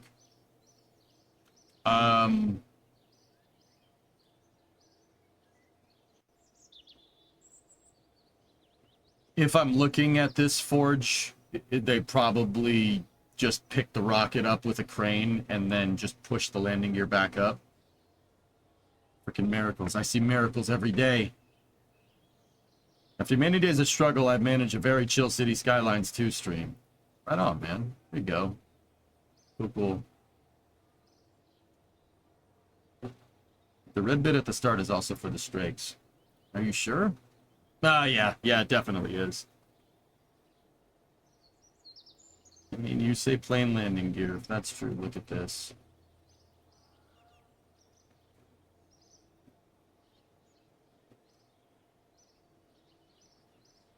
It's New Shepherds. I don't understand. Is it feasible, worth it to test these legs in a wind tunnel to see how they deploy against the wind? Taco, that's actually a really good question, dude. Okay. Let's think about this. When do the landing legs deploy? What? Like, think about how fast the landing gear, how fast the rocket is going when the landing legs deploy. 100 miles an hour? 50 miles an hour? Think about it, dude. It's a good question. It's a good question to ask. It's the short answer is that it's not going very fast. Right? Now, don't get me wrong. If you tried to deploy this landing gear any time, but at the last second, the aerodynamic forces will just it'll just close them. the arrow, it'll try to deploy it, and the wind will just be like, no. But it looks like they took that into account here. Now, remember what I said. The landing gear doesn't exactly work unless these forward flaps are opening. Right? If these forward hatches don't open, the legs won't work, right? I think Blue Origin was a little trick in their design here. That's actually really smart. Now, once again, if there is any aerodynamics with this thing, right? If there is anything that's going to, like say it's at 100 miles an hour when they start to deploy it, and, it goes from 100 down to 0, obviously, when it lands, right? Here's the thing. right? So arguably this is going to deploy at the fastest encountered velocity. That makes the aerodynamics work for you. The arrow is actually what opens this. Look, the legs won't open unless these things are fully deployed. Now, if you look, there's clearly some leeway here. Watch the thing flap around. Watch. See how it does that? And then the legs go. When these flaps open, right, the air is actually going to push them up. And I bet you by the time that happens, the rocket, I mean, obviously the BE-4 is going to be firing, and the rocket will slow down enough to deploy this thing. This actually gets the aerodynamics to work with it and makes this part of the landing gear, the entire mechanism that initiates actuation, a gigantic speed brake. So it'll slow you down real fast. Yeah, they deploy like speed brakes in fighter jets, Mishu, but it's the opposite direction. You know, the speed brake deploys against the laminar flow. This deploys with the laminar flow. So the aerodynamics, and that's why this is such a good question. And believe it or not, Taco, I did not notice this until you said something. You know, I said before, see that connecting rod right there? This guy, up there where the mouse cursor is. That is a mechanical, it's a mechanical connecting rod. It's a Heim joint. And you can definitely see that this mechanism is connected to that mechanism. It's connected to the main landing gear strut right there. Meaning that this, the leg will not deploy until that thing opens up. Like I said, that works like airplane landing gear. It's a mechanical D10. My guess is that Blue Origin took that into account when they made this.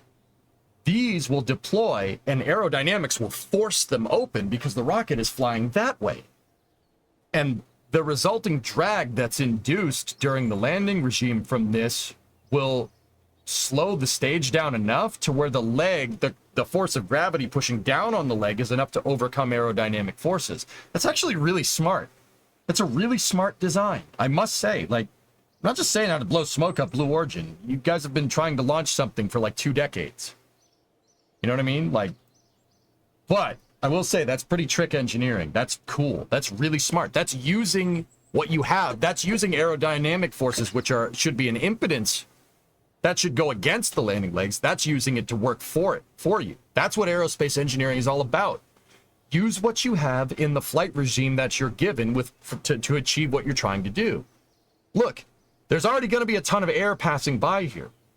Instead of trying to make some type of mechanical system that's going to push those legs down and go against the aerodynamic forces, have this thing open up and use the aerodynamic forces to open your landing legs. That's smart.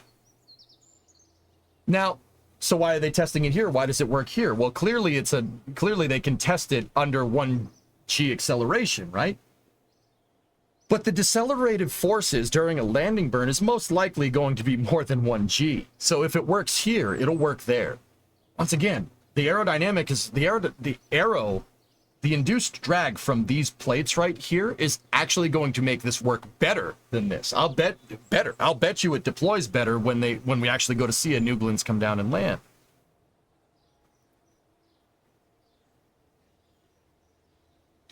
William, that's an attempt. My comments about not launching anything is my attempt to be impartial. The truth of the matter is that it takes talent to do anything like this. I appreciate Blue. I really do. Lay by the bay, I just may. What do you say? I appreciate anybody that has the balls to throw their money into the ring and try to do reuse. I mean, SpaceX has my utmost respect, but so does Blue. I mean, I really want them to launch. I'm not going to lie to you. I just want to see this thing fly because it's going to be amazing. But this is actually some really smart design. That's really, really, really well thought out engineering. This is New Glenn's engine section, Lazarus. Thank you, sir. Yeah, no problem, Taco. That like I said, dude, that was a good question.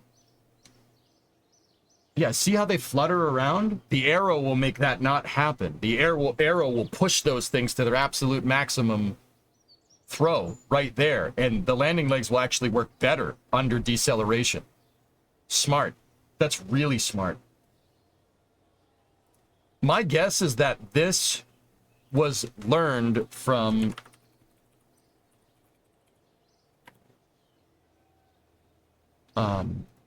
New Shepard. I'll bet you that was learned directly from landing tests of New Shep. Because if you look at these landing tests, right? Here, let's open that. No, it just won't allow you. Here, let's just look at the. Damn it, Blue. So if you look at New Shepard, right? New Shepard has those flaps that deploy. Same exact thing. Honestly, it looks exactly the same. Now, they're probably not using the exact same thing, but they have these deployable speed brakes on New Shepard. So it's very clear that Blue has a lot of flight data and testing behind an air brake system like this. Like, once again, dude, look at those flaps right there, and look at the flaps on New Shepard. They're almost exactly the same.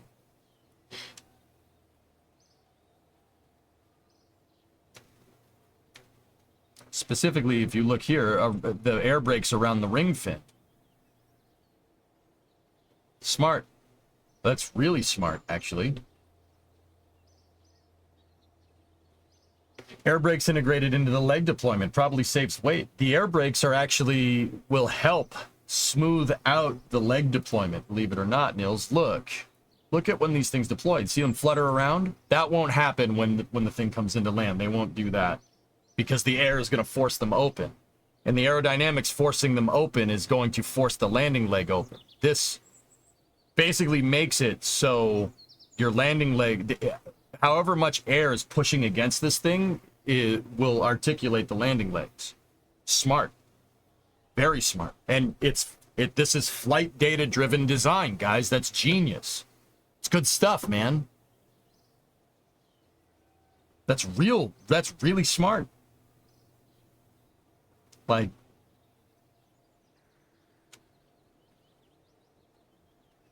an airplane landing gear derived design driven by flight data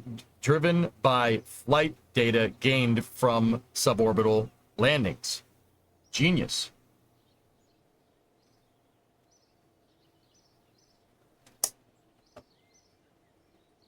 Smart. That's very smart.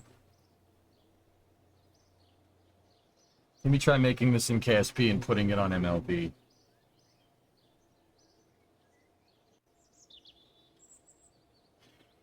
I don't know, man.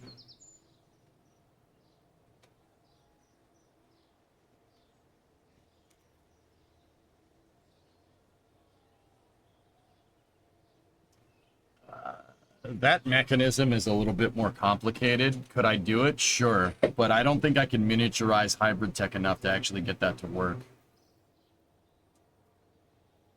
Who knows?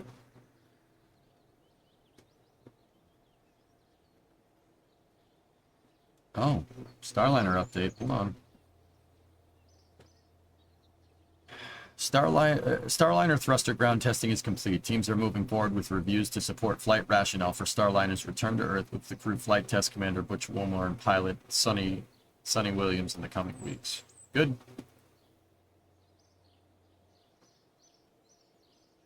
They validated their updated control systems to make sure the thrusters don't exceed operational firing life cycle. Smart. Good for them.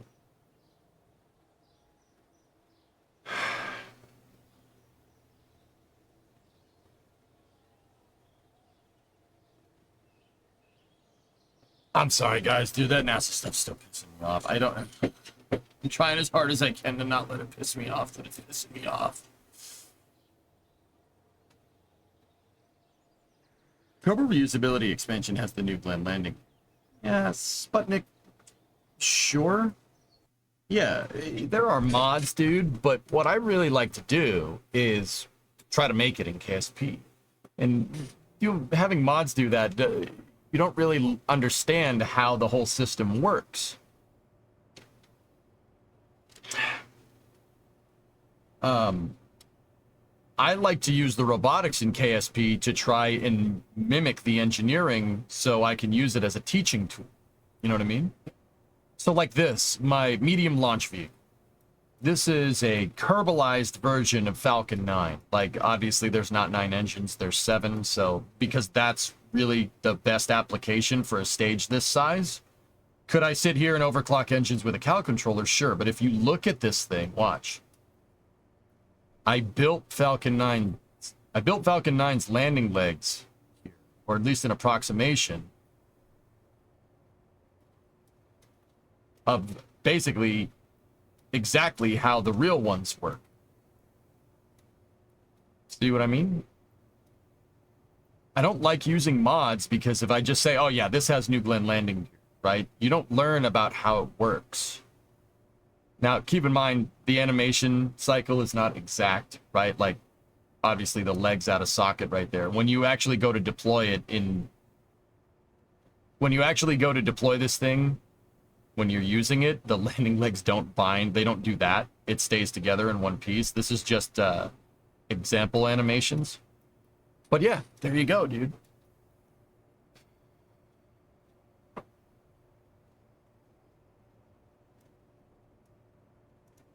Hey, I learned something hilarious about SLS Block 1B.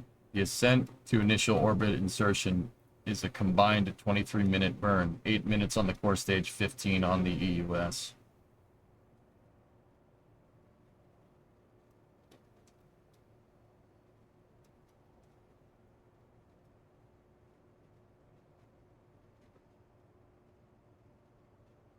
Isn't that nuts in the fun way?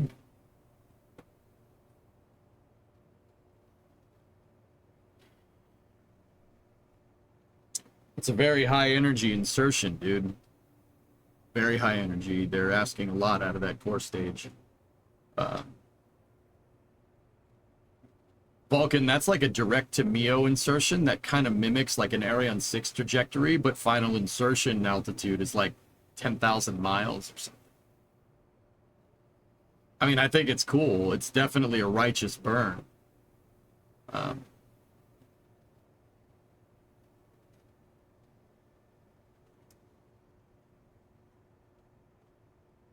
That's asking a lot of C3 out of your first stage and a lot of Delta V out of your second stage. So once again, that'll probably end up working somewhat like Ariane 6 with their upper stage, where it like kind of crested an apogee and then came down and circularized at a lower altitude than core stage apogee insertion, right? Like, yeah, that's cool. That's cool. You're asking a ton of that core stage, which is awesome. I mean, if the performance is there, do it.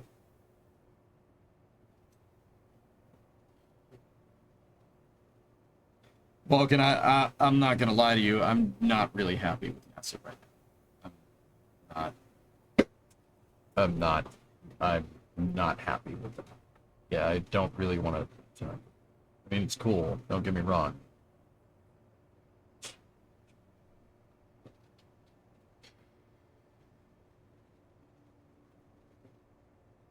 To complete another utter mismanagement of Eclipse is insane, dude. Yeah, no, we're on the same page there. The thing is, dude, if Clips is like this, what other programs are like this? It's been nothing but this behavior the last 3 to 4 years, man. Oh, we can't launch. We have to delay Artemis 2 by a year because our life support systems aren't passing acceptance testing. Oh, we have to cancel Viper because it's a little bit behind and it might screw up other missions down the road, despite it being an incrementally huge step in the commercial lunar payload services program. And to even sit there and insinuate for a second that Prime 1 is a replacement is... how do we know this isn't happening agency-wide? You know, Chandra, Viper, delaying Artemis 2. I'm noticing a pattern here, and honestly, Viper was the last straw. Dude, I am mad. Like, you can ask Chad. I got a fire lit under my tail. I'm pretty pissed off. Oh, we got to cancel OSM-1 even though the satellite is done. Dude, I can't help but notice it, Phil. There's a pattern emerging here, and I'm sorry. There's no accountability here. There's no accountability. And this is just a recurring thing. And you know what? If we sit there and say, well, it's okay, we are suckers for letting them do this to us over and over again.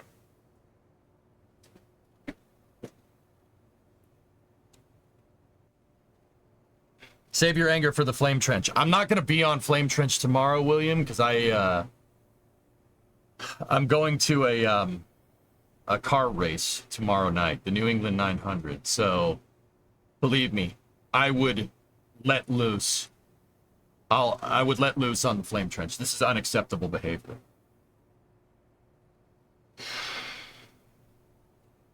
It's been like this for the longest time, dude. So Mars sample return. Mars, dude, the list goes on and on. MSR. We're requiring a complete rebaseline. The EVMU, the EVA suits. When is this gonna stop? I'm getting really sick of it. And I hate it. Dude, it's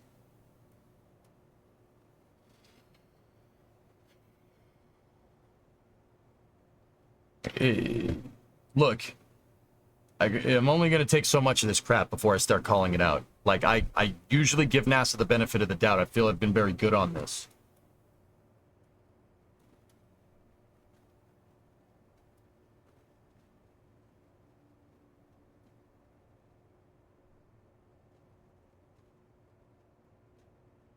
It all comes down to funding. 1/2 of 1% is not enough. I don't think it's funding, Sputnik. I think the money is there.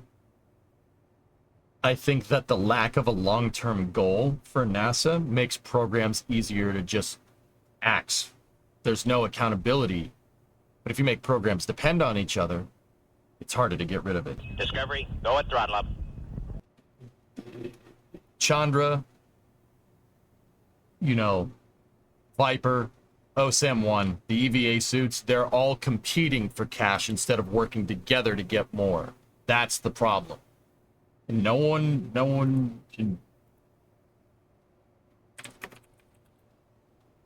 The problem is that you have different NASA design centers competing with each other when they should be working with each other because NASA needs a unified goal.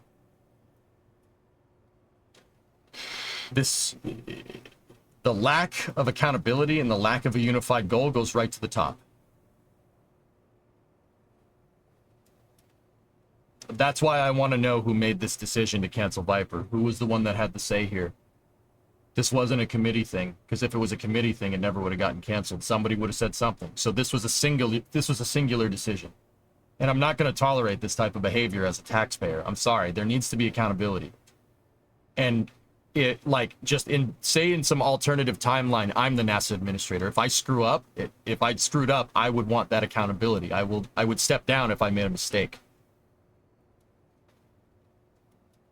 No, I'm not saying I can run NASA better. I'm saying I would probably screw up in the first, like, month.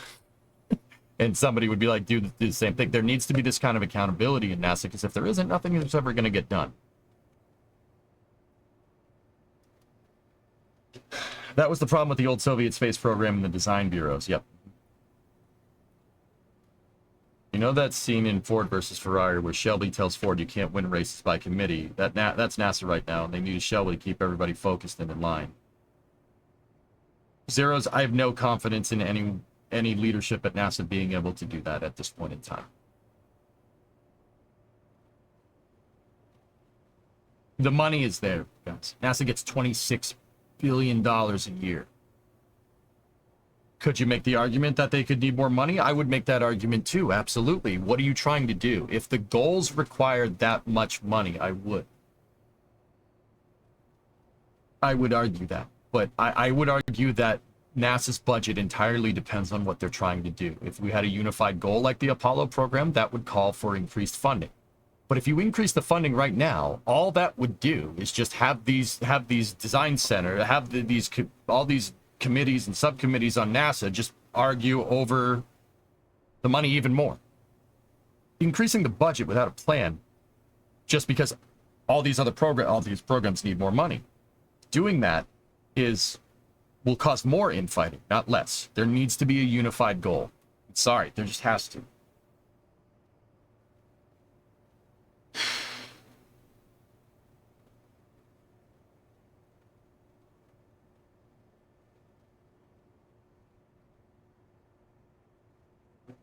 Yes, Christian, we paid $450 million for NASA to land a block of metal on the moon, which is what's going to happen if nobody pays for the remaining cost of Viper. Look, dude, they squish, they throw money at the SLS program like candy. And don't get me wrong, they should. The reason why SLS ended up being so expensive is because they didn't fund it properly in the beginning. They didn't give it the money it needed because they were asking for too much with too little. This behavior keeps happening. Same thing with the HLS program. Same thing. Same thing with the EVA suits, right? You know, they're willing to throw money at that, but you're not willing to throw money at a potentially scientific groundbreaking mission that could be a precursor mission. That's a precursor mission for your human space flight. You're throwing all that cash at SLS, and this is a mission that will arguably increase demand for SLS based off of your scientific findings. You're going to cancel it because money.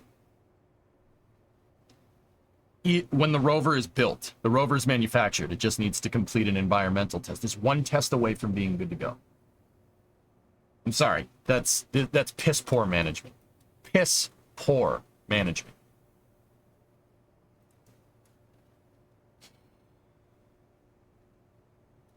Dude, I don't want to talk about space today, guys. I'm sorry. I'm getting too wound up. Can we do something else? I'm getting too wound up. My meal ticket is being able to keep my cool.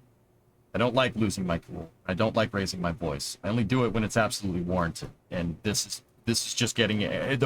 I think talking about it more will make it better. It's not making it better. It's making it worse.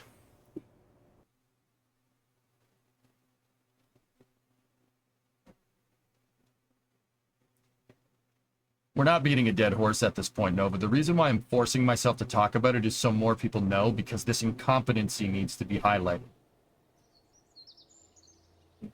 I'm making it a point to mention it all the time when somebody asks, even though it's killing me to do it.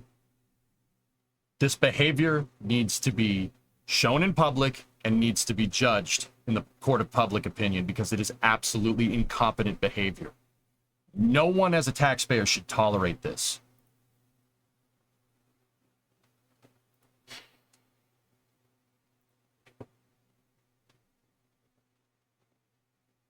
We'll pick up Kerbal more next week, and I'm a little cooled off. Guys, do you mind if I jump into some workers or something?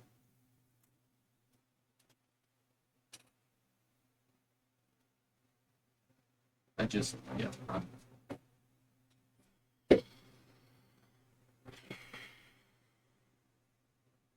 need to get my mind off of it, dude.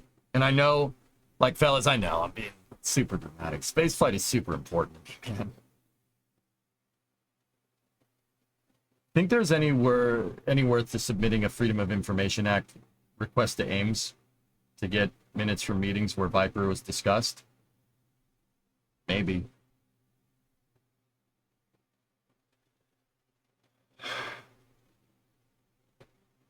Why is there a dinosaur floating in that video? Pigeon, that was during the demo mission 2. That was the first crewed flight for Dragon back in May of 2020. And they have what's called a zero-G indicator. The zero-G indicator is usually a small plushie or a stuffed animal. That one is called Trevor the Apatosaurus. Bob Benkin, this guy right here, the pilot for DM2, brought that up because that's his kid loves dinosaurs. So he brought up an Apatosaurus as their zero-G indicator, right? Because it'll start floating around when you're in space, right? And as a tribute to his family, which I really appreciate and respect. That's pretty cool. Yeah, JDG, yeah, it's the same stuff you've already heard.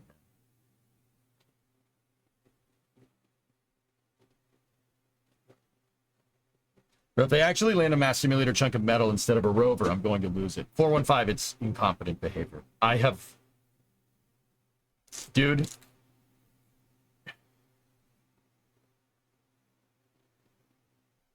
I followed this type of behavior through Constellation program cancellation, and then through the early days of SLS. And then things started to get better when Jim Bridenstine was there, because NASA had a unified goal, something they could rally around, that 2024 date, right? And what did we see? We saw stuff getting finished. And basically, post-pandemic, it's just gotten worse and worse. Like, how many times have we sat here and said, oh, another thing's getting canceled? Chandra, OSAM, the EVA suit commercialization, Mars sample return, and now Viper. Artemis 1 getting delayed because the life support systems don't work. Or Artemis 2 getting delayed. Look, I'm sorry. There's only so much you can blame on the pandemic and supply lines. I'm sorry. Look, 3 is a pattern. We're at 5. And I usually give NASA the benefit of the doubt because I understand it's hard to get things done. This is getting ridiculous. And I'm not trying to be overly dramatic. I have no faith in NASA being able to do anything right now. Sorry. Any goodwill that I had is gone. Viper was the last straw. What was the flight suit thing? Space Brew, NASA was working on an EVA suit, a lunar space suit to go around and look around on the surface of the moon. They had been working on it. They started it they basically restarted the XEMU program in 2019, I think. And NASA was working on making a Artemis lunar spacesuit. NASA promptly canceled that program a little bit earlier this year and replaced it with a commercial program. Yeah, they said, no, the funding isn't there. You know, there's technical challenges. We'll just let the commercial market do it. And they gave a contract to, who did they give a contract to? Collins Aerospace to manufacture new spacesuits. Collins pulled out of that contract 2 months ago.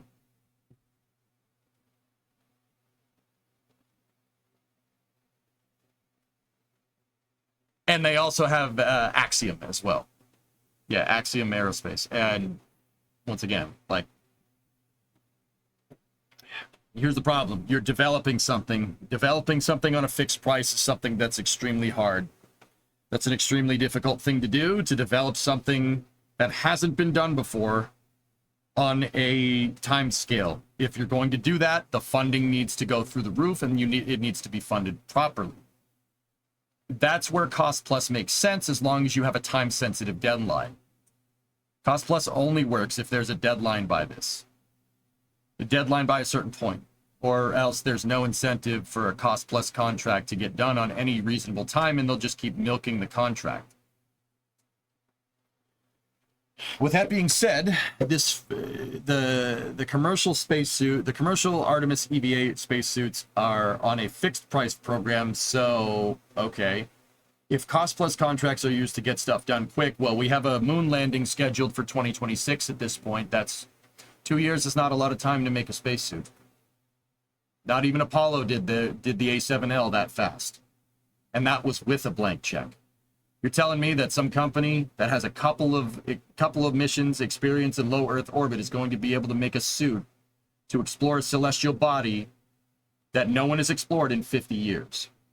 And they're supposed to do it faster than the Apollo program. Okay. Sure.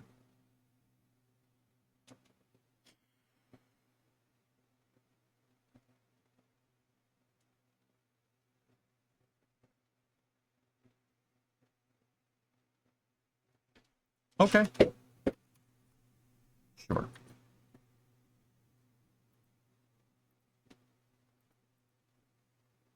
Collins Aerospace backed out of the contract, most likely because they said we will not be able to deliver this, and we're not going to be made a fool when, you know, you ask for this spacesuit and it's not done. That's my guess. That's a guess. I don't know. What would you say you do here? Yeah, Rib. No, I got it. Yeah, office space. Really? That at this point. Yeah, Ace, I really don't have much confidence at this point. I was willing to give the benefit of the doubt until yesterday.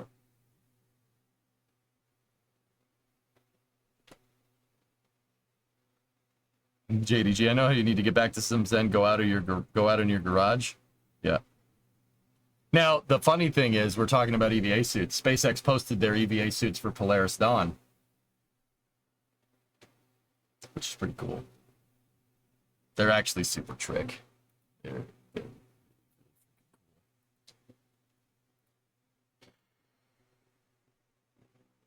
Wasn't Collins like half done with the suits though? Something like that.